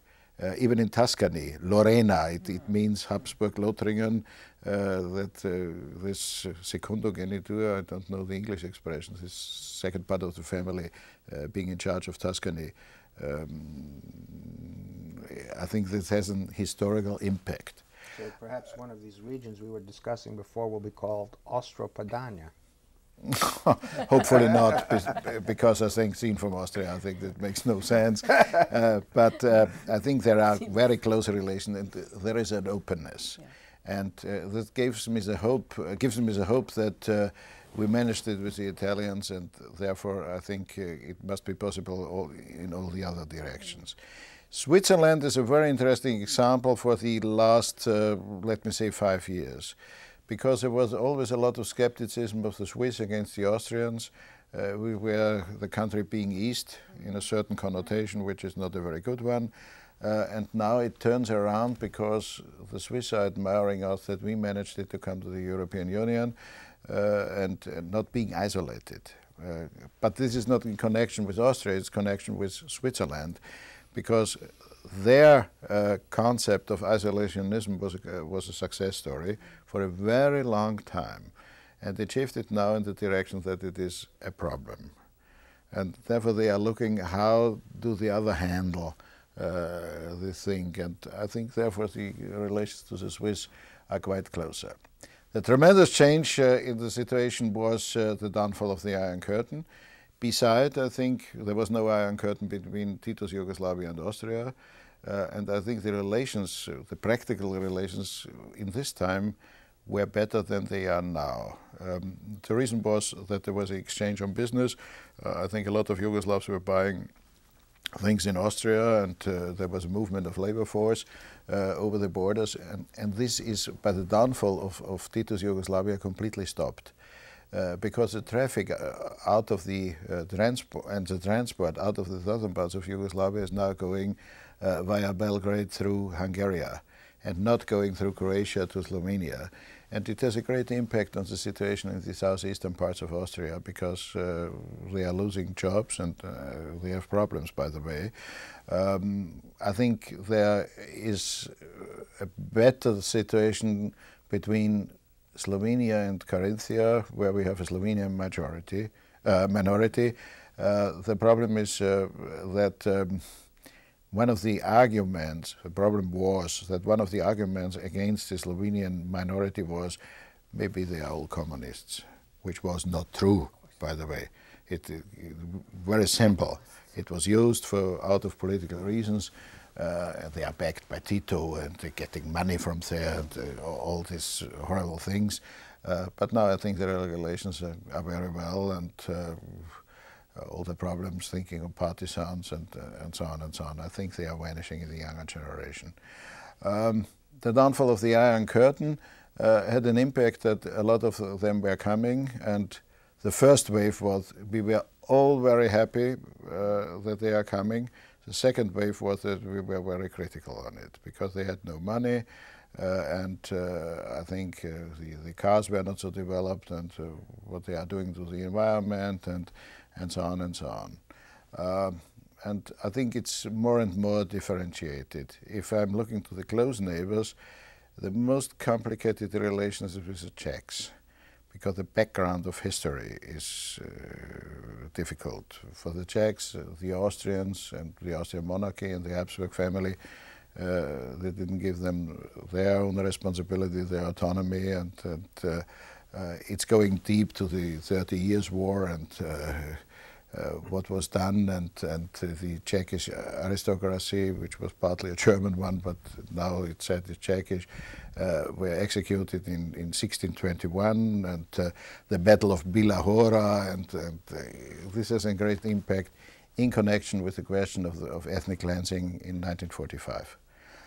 But I have to say, it is not such a big problem as it was between Czechia and Germany. We had not such problems concerning this Treaty of Understanding, which was done, and no protest by the Sudets living in Austria. I think it was on lower level, and it develops. Sometimes, and I'm sitting here as an Austrian, I have the feeling that the Czechs are more looking to other parts of the world than to their neighbors. I understand it concerning the Germans, might be, but there's no future, and sometimes Czech politicians are declaring we and the United States are their real partners, but in fact, and we can wait, I think they will come to the fact that their neighbors are their real partners. That's a long story in connection with history, and it has to do with the Declaration of Pittsburgh and with Masaryk, and it's an ongoing story on the transatlantic relations. Could I bring it up to the mid-90s? Because I was quite appalled when I was in Vienna, when I visited a number of the asylum seekers' houses and talked with people waiting to get political asylum. And they were quite bitter because of the disparity between the German relative openness to political refugees and asylum seekers and what they regarded as a very poor Austrian record. And I know the difference within Europe is enormous in both the number of refugees and asylum seekers accepted and the laws concerning them. And I wonder if you could speak a little bit about the Austrian position, because part of the Germans' openness towards asylum seekers is due to a feeling of German guilt about the Second World War. And therefore that does relate to identity of Austria. I think the number of asylum seekers is in Austria tremendous high. It's not a problem of the political asylum, it's a problem of refugees out of economic reasons. And this is connected, I think, with inner affairs and with the problem of employment or unemployment. And this wouldn't be Czechs. I think Czechs are not going outside. The subject, they are coming. I think it differs. They're from Africa. They're from everywhere. The Croats are going to Germany, and the Albanians and the Kosovo Albanians are going to Austria. I think it is a certain geographical range that created a lot of problems. There is a certain political pressure from the rightist party not to be too open because we are losing employment and so on and so on. But at the moment, the Germans' regulation is sharper than ours. The which Germans they have did. cut back. This is And true. they are bringing back the refugees of Bosnia. We are not doing. So it's quite a difference. Because we know that it makes no sense to bring them back because they can't go to their places where they had lived in the past out of ethnic cleansing, and the Republika Srpska wouldn't accept it within Bosnia.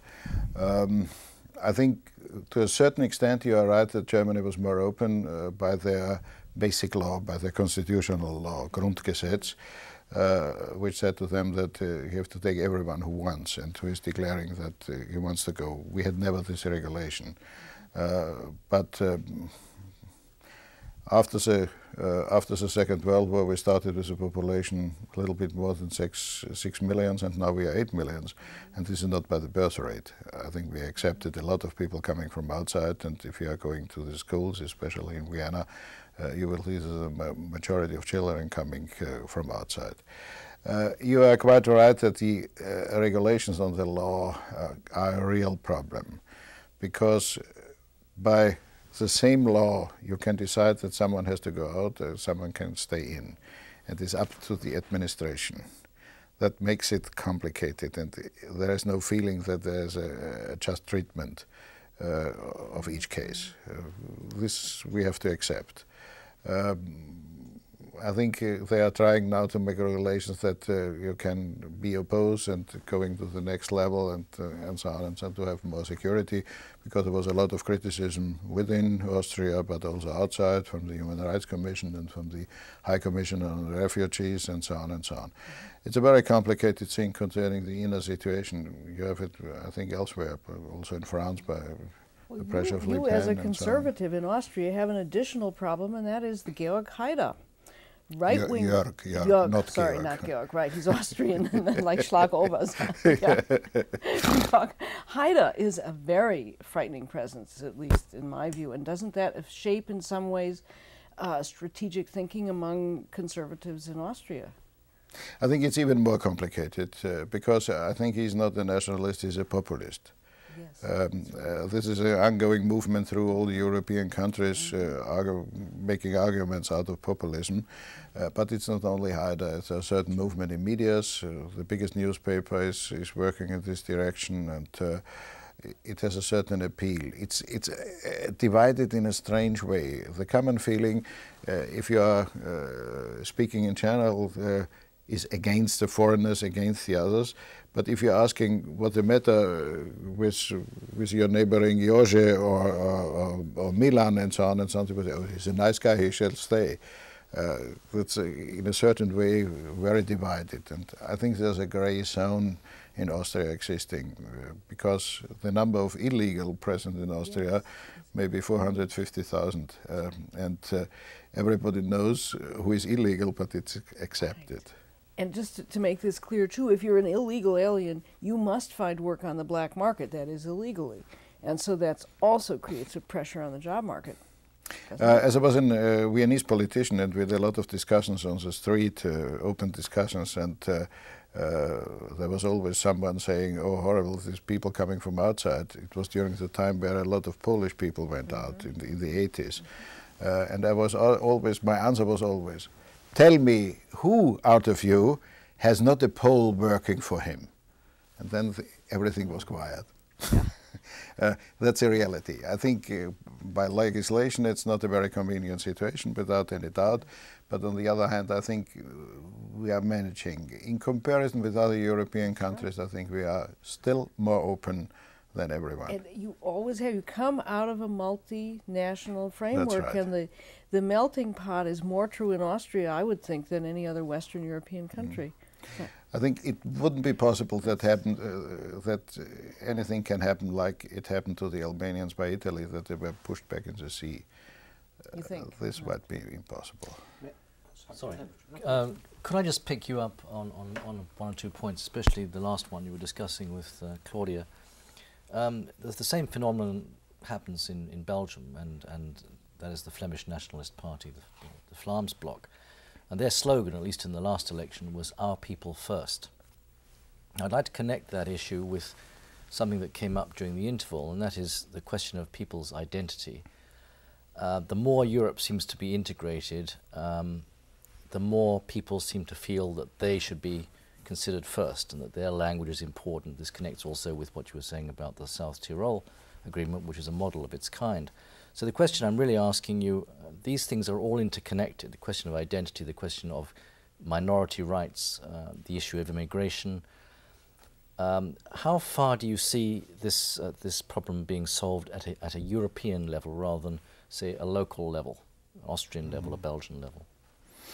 First of all, the identity question in comparison with the Flamse Bloc, I think is not going in the same direction connected with the question of foreigners coming from outside.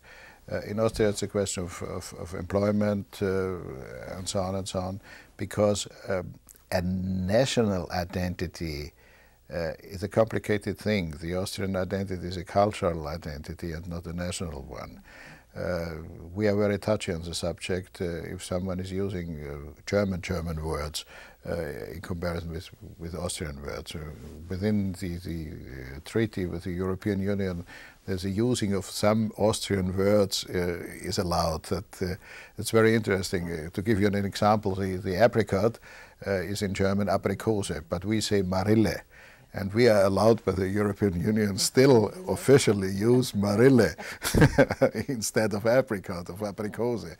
I think it's an example to love, but this is connected with the Austrian identity. I think a real European identity is not existing. Maybe for some elites and on the university level sometimes, but not in a large scale. And I think it's quite necessary.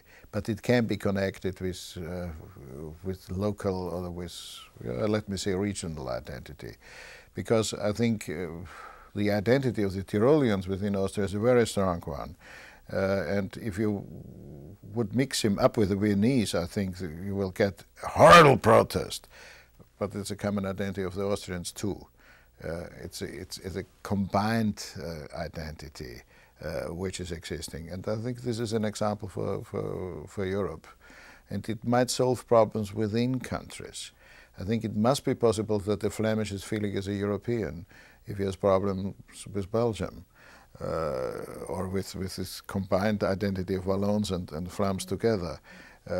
But it is possible to feel European, and I have the impression that it's happening in Belgium too, that they are going in this direction and being very proud of European. I think we have to learn it, and we have to add it also to our neighbors. I think I want to add something, Cornelia, what you said.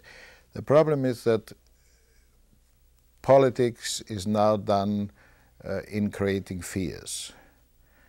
I think the real sense of politics and the real aim of politics must to take fear from the people. In the moment we have politics to impose fear on the people. I remember a newspaper having heavy headlines, 10 million Russians will come to Austria, which makes no sense because we are only 8 million and the paper in Russia is not available for 10 million passports. I think it's a complete nonsense. But it is done to create anxiety and to create fear and to impose them on the people and to make political business, by the way. And I think this is one of the main responsibilities politics have, intellectuals have, and journalists have. I think the question of ethical conditions are of increasing importance towards all these questions. I don't want to be pessimistic. The problem is that things are moving so quick. After the Second World War, I think we had a long time of stability.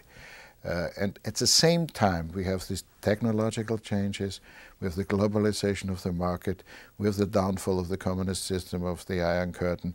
We have quite another importance of things that was. We have, by the way, a downfall also of institutions being responsible for values.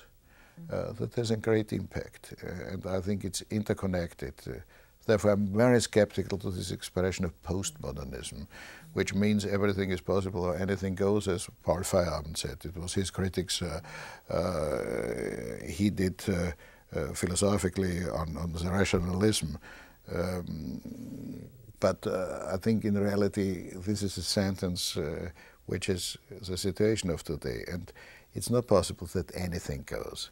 but in which way is it judged? What goes and what does not go? And what's your position, and I know Europeans have a very different position legally about free speech and mostly ethnic hatred. Should there be curbs on free speech? And here I'm thinking about a debate also from the 1980s, the late 80s in Austria were a very tumultuous time. There was a big fight about the Heldenplatz, a play that opened in one of the state-sponsored Viennese theaters. Burgtheater. Yeah, the Burgtheater. That was terribly anti-Austrian, with real ethnic slurs against the Austrians. I think all of the things are more complicated, also concerning the monument you mentioned. Yeah. I think I was not against the monument, I was against the place where it is, because it's not the right place. On this place stood a house, a big house, and it was bombed. And beyond there buried, I think, 250 persons. And underneath there's Underneath. Yeah. And we have not the right monument on the place where the Gestapo was, at Mozartplatz. This is also in the city of Vienna, and it's a horrible monument, and it has no impact, you get no feeling. And the discussion was that the creator of the monument, Professor Hrdlička, wanted that it must be on this place, because it's a marvelous place, without any doubt. But it should be connected with historical things. With the right historical place. And I think our responsibility towards Gestapo and Holocaust, and it was connected with another place, not with this one. But wait, that's the place where, as the little statue to the Jewish man with a scrub brush, that is one of the places where the Jews in '38 were, the elders of the Jewish community were dispatched to wipe off graffiti, anti-Nazi graffiti off there. On this place there was a house. No, I understand that, but I mean in this area, but not it was literally not only in this area. And the house area. wasn't there because the Allies bombed it. I think it was everywhere. Yeah. I think Yes, this was is everywhere. This is true. But mentioning this pavement-scribing Jew, the problem is that that's a problem with the monument. I know. Waldheim said, I will never walk past that monument It's again. more primitive, that the tourists were sitting on it. Yeah, that's right. Because they they didn't get that it is a Jew. Yeah. And I think this is a problem. If the monument is not able to bring up what it means, I think that it's not the right monument. And we have to give their Stacheldraht wire, barbed wire. Yes, on it, that they can't sit on it. This was the horrible thing, by the way. I have to tell you, gentlemen, that there is no sign saying this is a monument, and the tours of Vienna do not stop there. They go to Sackertorte, where you buy the Sackertorte, and they say this is the Oper, and they say this is the Albertina, and so there's no sign saying this is a monument. They're just the tall monuments, and then there's a sign in 5 languages off on the side explaining the reason that there was urban renewal here. The reason there was an empty spot in Vienna, which has a lot of monuments, is because the Allies bombed a beautiful house that was there, a palais. Anyway, but there was no sign telling tourists. And there was also no other alternative place to sit. So the tourists were sitting on this small, undersized monument, a realistic monument of a little Jewish man scrubbing, and so they had to therefore put a crown of thorns, Viennese humor is great, on the little Jew scrubbing. So that the problem was that Hrdlička didn't want that there is any possibilities to sit there. Right. That was also the tension, and I think the main tension was with the artist concerning what he wants and so on, and the figure of the artist, because he's a communist, he's a Stalinist. Until Hungary. Until '56. I think until now. What he said about Wolf Biermann, I didn't know if you followed the discussion. What he said, I think, was really anti-Semitic. I love him personally, and I'm in close contact with him. I'm sitting often together to have dinner. But I think his position is a very, very ancient one, and that makes things more complicated, and it is very well known. The problem with Heldenplatz of Thomas Bernhard was quite another. It's a very differentiated background. The one is that the director of the Burgtheater is a German, and he's a very German. There were a lot of critics, and the Burgtheater is something like a national monument of being Austrian. The strange thing is that the majority of the directors of the Burgtheater during the whole history were Germans.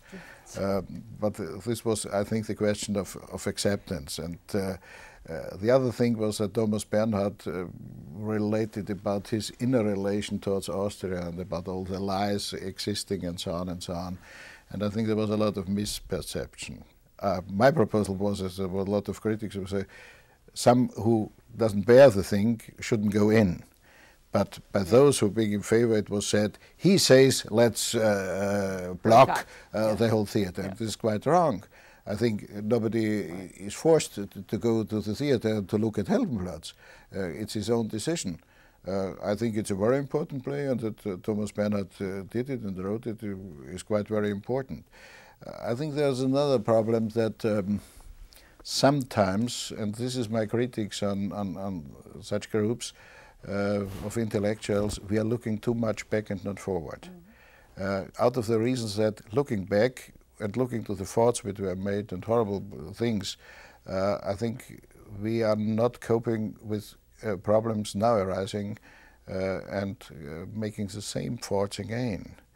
There's too much concentration on the past and less concentration on what is going on now.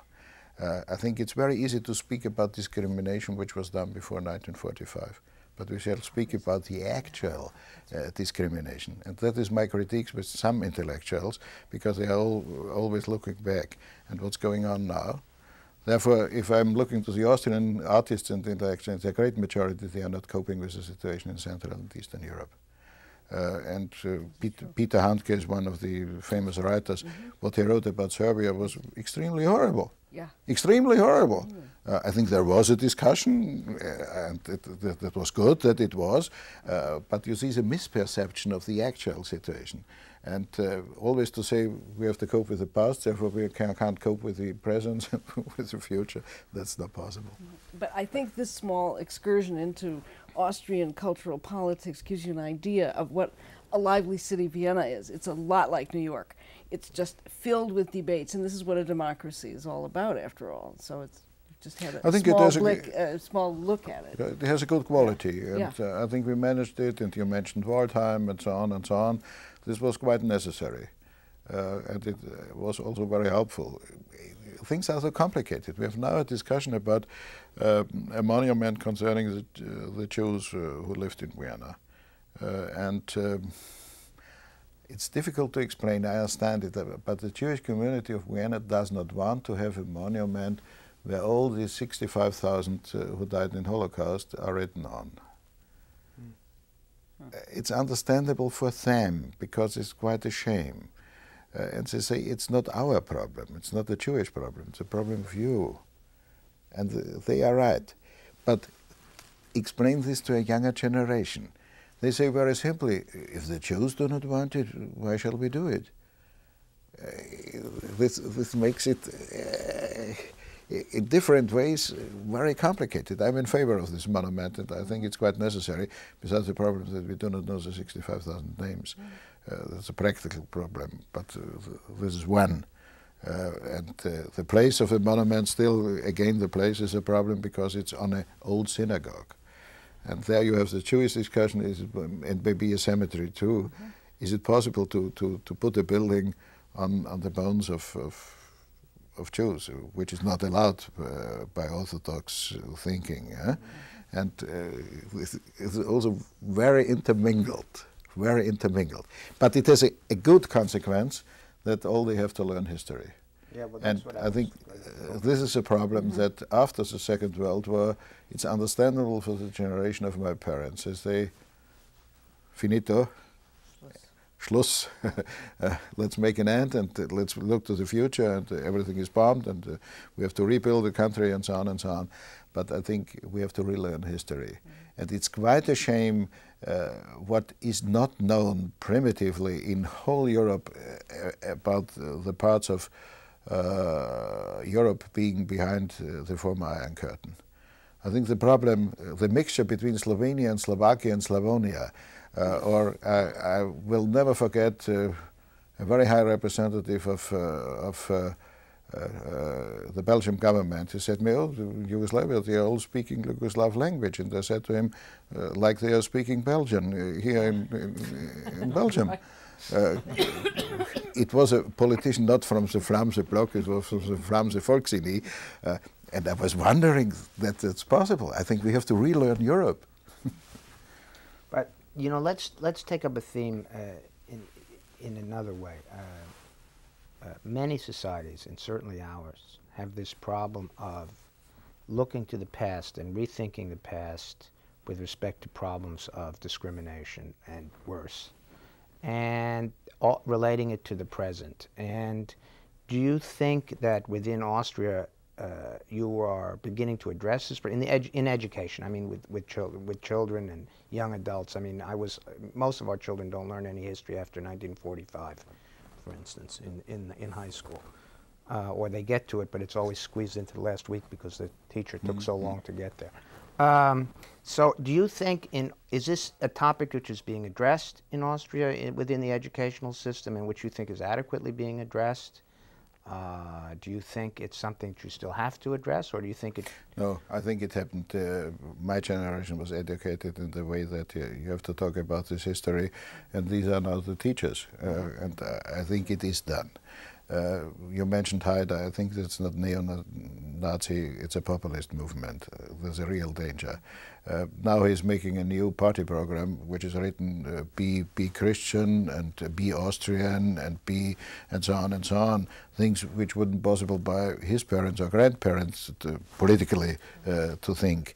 And this is typical populist. This is a real danger. I think to make the right distinctions between the things. This is a problem of rationalism and enlightenment and post-enlightenment.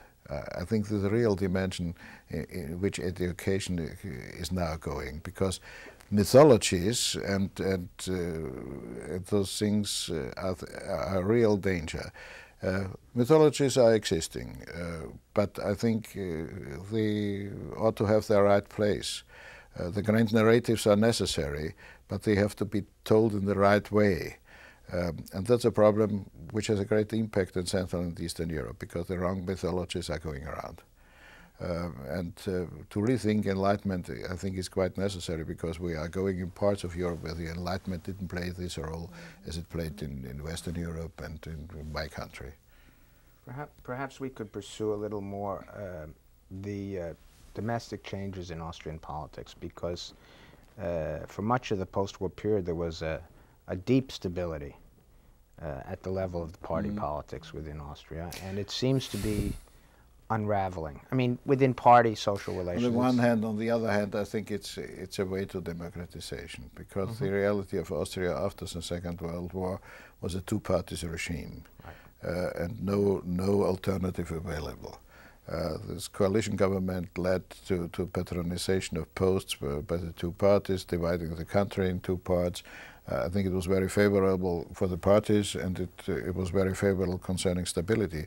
But I think it was only a step to democracy. It was too much party democracy and too less individual democracy. And it moved in these directions. We had always 2.5 parties, I said, because the third party was a very small one. Now we have 5 parties, and I think this is normality. And we have to live with, and the party should be able to form coalition governments, making politics, and so on and so on. The strange situation is that in the moment the two parties being in government since 1945, together or the one or the other, I think are not able in the moment to get another coalition partner, because it's blocked by Mr. Haider. You can't do it with Haider. This is also not very normal, because for democracy, change is one of the essential. I think there's no chance to get a majority election system like the English have, but I think sometimes it would be better to have real changes and to have a better control. This is not a danger, but I think if the both government parties are doing things, okay, and if they're not doing things, it's also okay, because they can form the government, I think, for the next 10 to 15 years. What's going down and is a tremendous change is the importance of institutions. The very strange thing for the Austrian democracy for a very long time is with a very high number of party membership and a very high number of membership towards the trade union, and the regulations that chambers based on law had legal membership, I think, nearly of every Austrian. I think we have 5 million voters, and at their best times the Social Democrats had 750,000 members. The People's Party had 650,000 members, and for a real Western democracy, that's really strange. And now the membership is going down, the membership of the trade unions is going down, and I think there is more an interchange and mobility, and this development is not so bad. Sometimes I think it's described as a downgoing because it changes the political situation of Austria, but I think it's a good thing. And it fits to the younger generation because they have to change also. It is connected with the imagination of the Austrians about stability. Stability means you're always voting for one party during your whole life, you're staying always on one place where you are born, you will be in the same job for your whole life. And if someone is changing the job very often in his life, someone would say there must be something wrong about this person because he is so often changing. But it fits not to the modern world. Our modern world is changing and we have to change jobs and professions even through our whole life. And I think we are going in this direction. About this is a certain unrest, but not an unrest in a political sense. It's questioned and it's difficult for the different generations to cope with. But I think it's moving in the right direction. But isn't that what the populist movements, both not only in Austria but also in France and elsewhere, are tapping into, is precisely that sense of instability? And I'm not saying this in a negative way, this may be a transitional thing, but it seems to me that's exactly what these movements are tapping into, the sense of insecurity and then a recall to something that's stable and where we're better. You know. I think that's right, because always when changes are existing, I think there is the danger of populist movements and moving to dictatorship or one-party system and so on and so on. I think it's up to us. There must be differentiation, but there must be something in common. And I think for the moment I'm sure that what is in common is not endangered. I think for the Austrians is in common Austria. Nobody has any doubts about the existing of the country. The democracy is not questioned. I think they are all convinced democracy is a very good way to stick with the Western society, to stick with market economy. I think it's done. Then there is a scale of more social engagement of the state or less, or more legislation, or more deregulation, and so on and so on. I think it might be more dangerous if we have enemies from outside, because those systems are always working with the enemy from outside.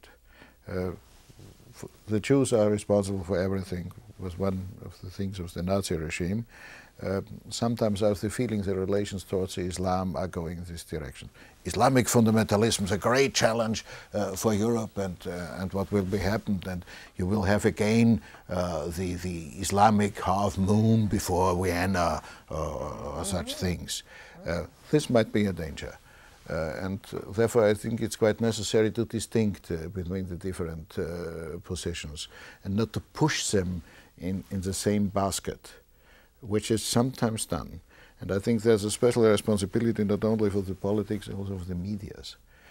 In a time where medias and telecommunication is very important, I think the ethic question is really important too. We have a lot of discussions here in America, but also in Europe concerning internet and pornography.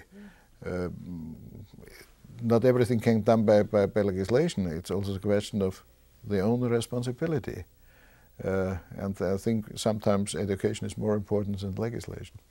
And what about, for example, I never did this, I just like the answer to the question. I remember a few years ago there was a very popular video game that had as a goal to move the Jews to Auschwitz or to Israel. It was really a horrifying game. It was made in Austria. Made in Austria? Yes, it was frightening. It must have been about '94. But are there laws against hate speech or ethnic? Yes. In Austria, yes. as in France? But internet is a problem. It is, I was responsible for the internet system in the universities, which is the most developed. And we had pornography done by an institute of a university, and I had no legal chance to interfere. You didn't? No legal chance. There was no legal base. If that I lost institute had it. been doing anti-Semitic propaganda, would you have had a legal claim to stop them? The problem is to interfere. Yeah.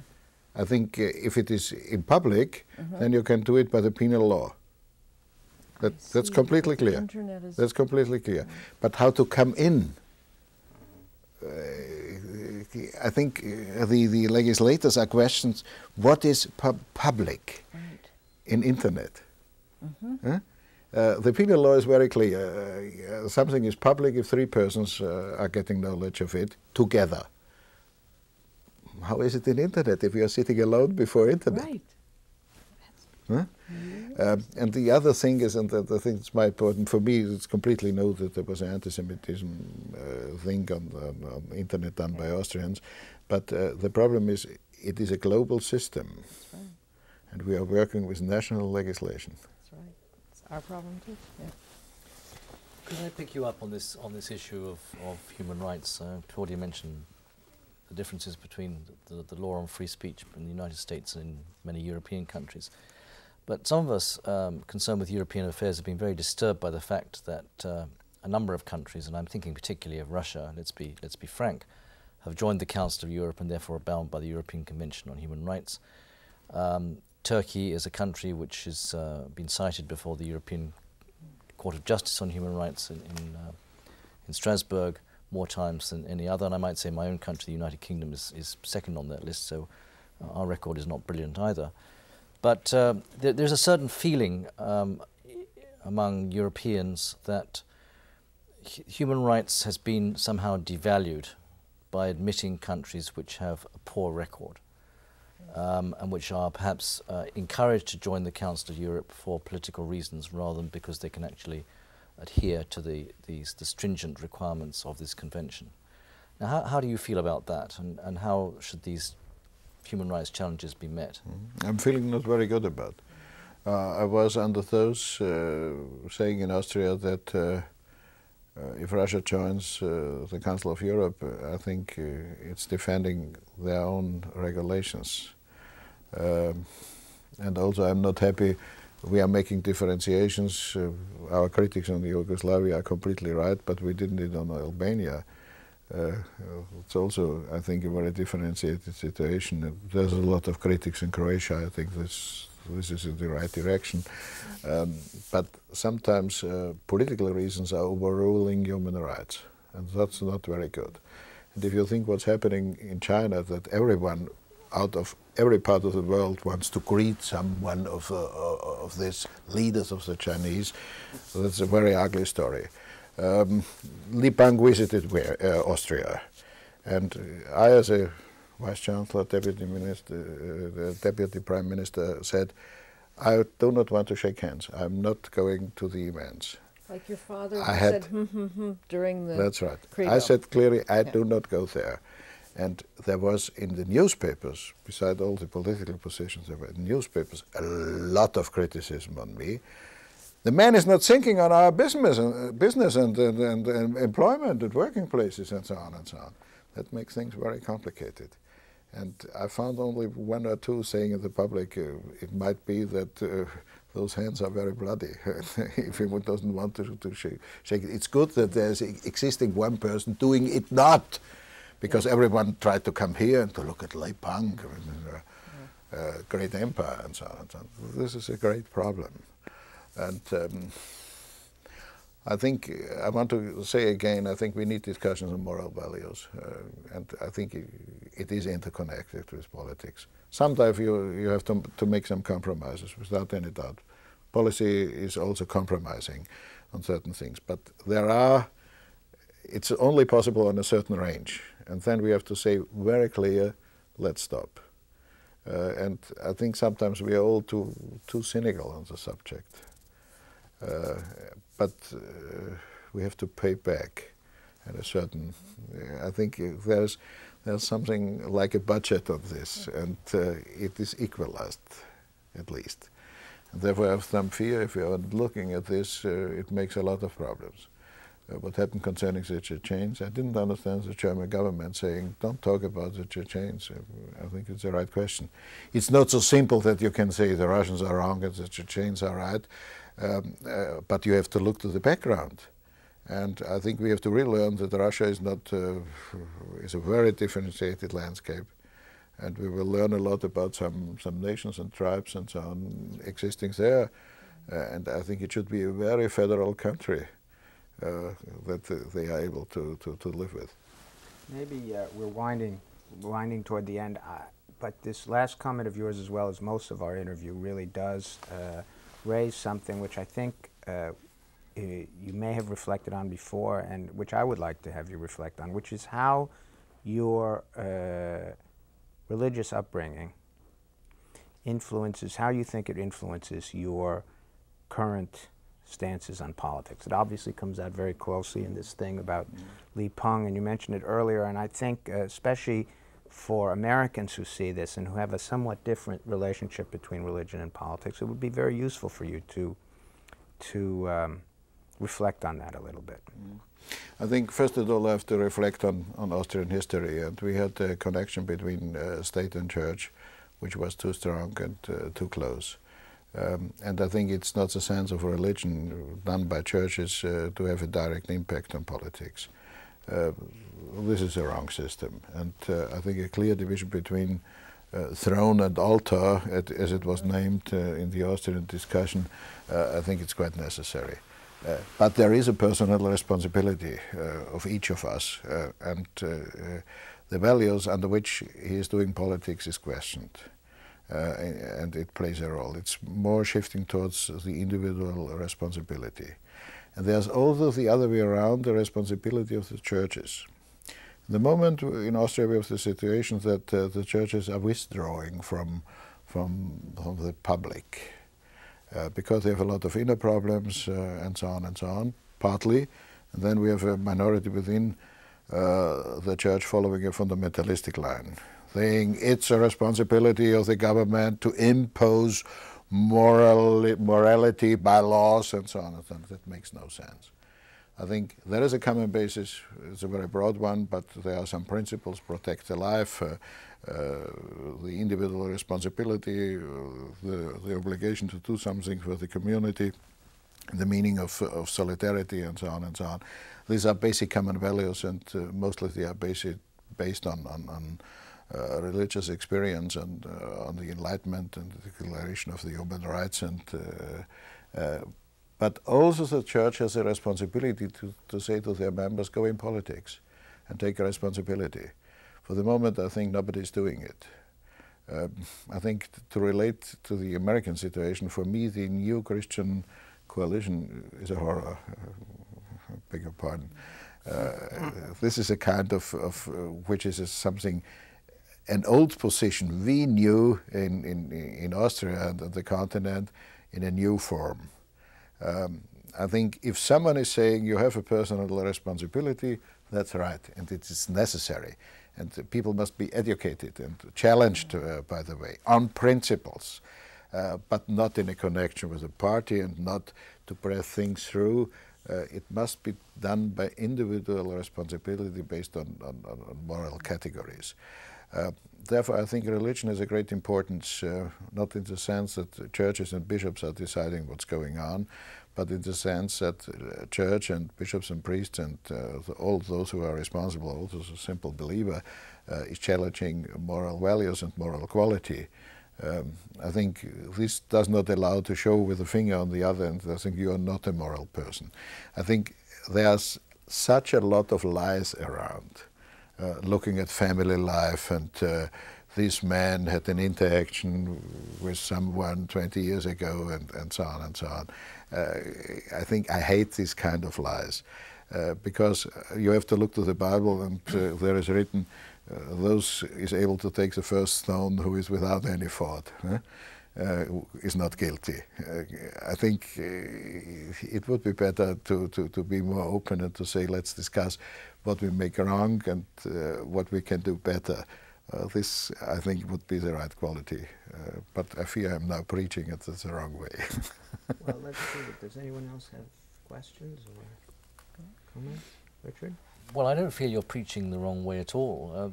The issue of moral responsibility, and now you are a politician, you were a very active politician in your own country.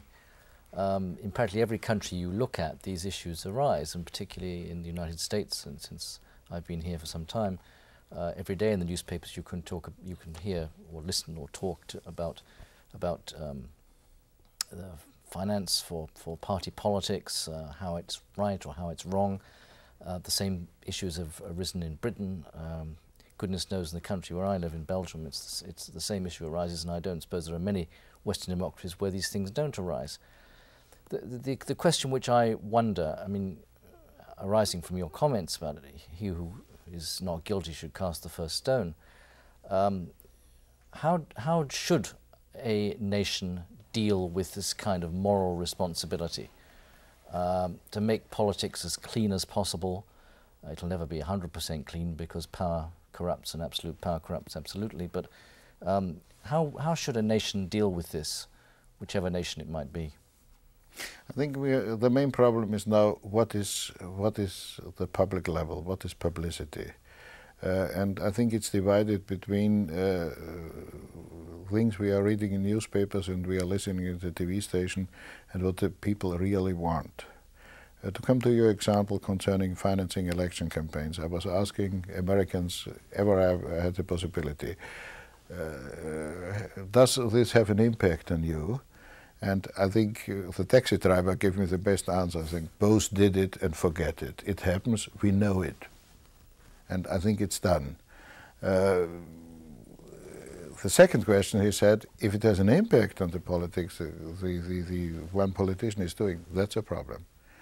I think if someone out of Indonesia or China is paying it, that the policy is done towards this country in a certain direction, this is, I think, the bigger question.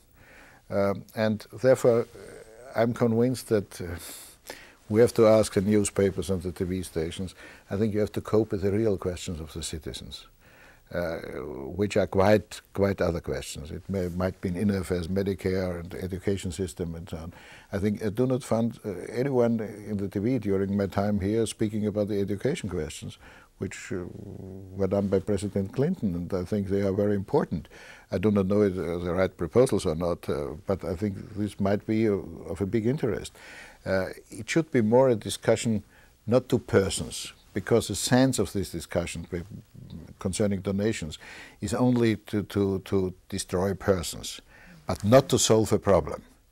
And I think it should be more devoted to the problem itself.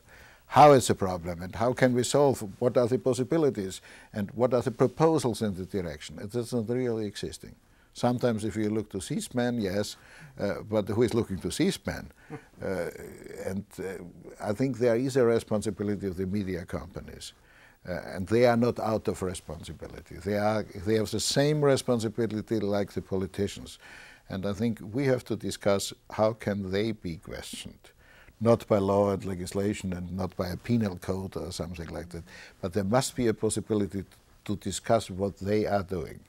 And might be there. And the answer is the market, I think is not quite a wrong answer, is a wrong answer. Because I think if we are looking what people sometimes want and what they should do, it differs. I think I'm not convinced that we all like to work every time, every day, but I think it's necessary because as the world was created, I think you have to earn your bread by sweat every day. And therefore I think there are also some obligations for the medias to following serious lines of information. And I think this is the main problem of the Western society in the moment, how to get serious information.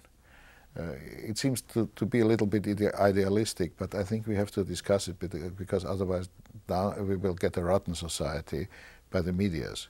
It's a time of the medias, it's a time of telecommunication, and we spoke about internet as a new possibility, but it's also the question here, the challenge.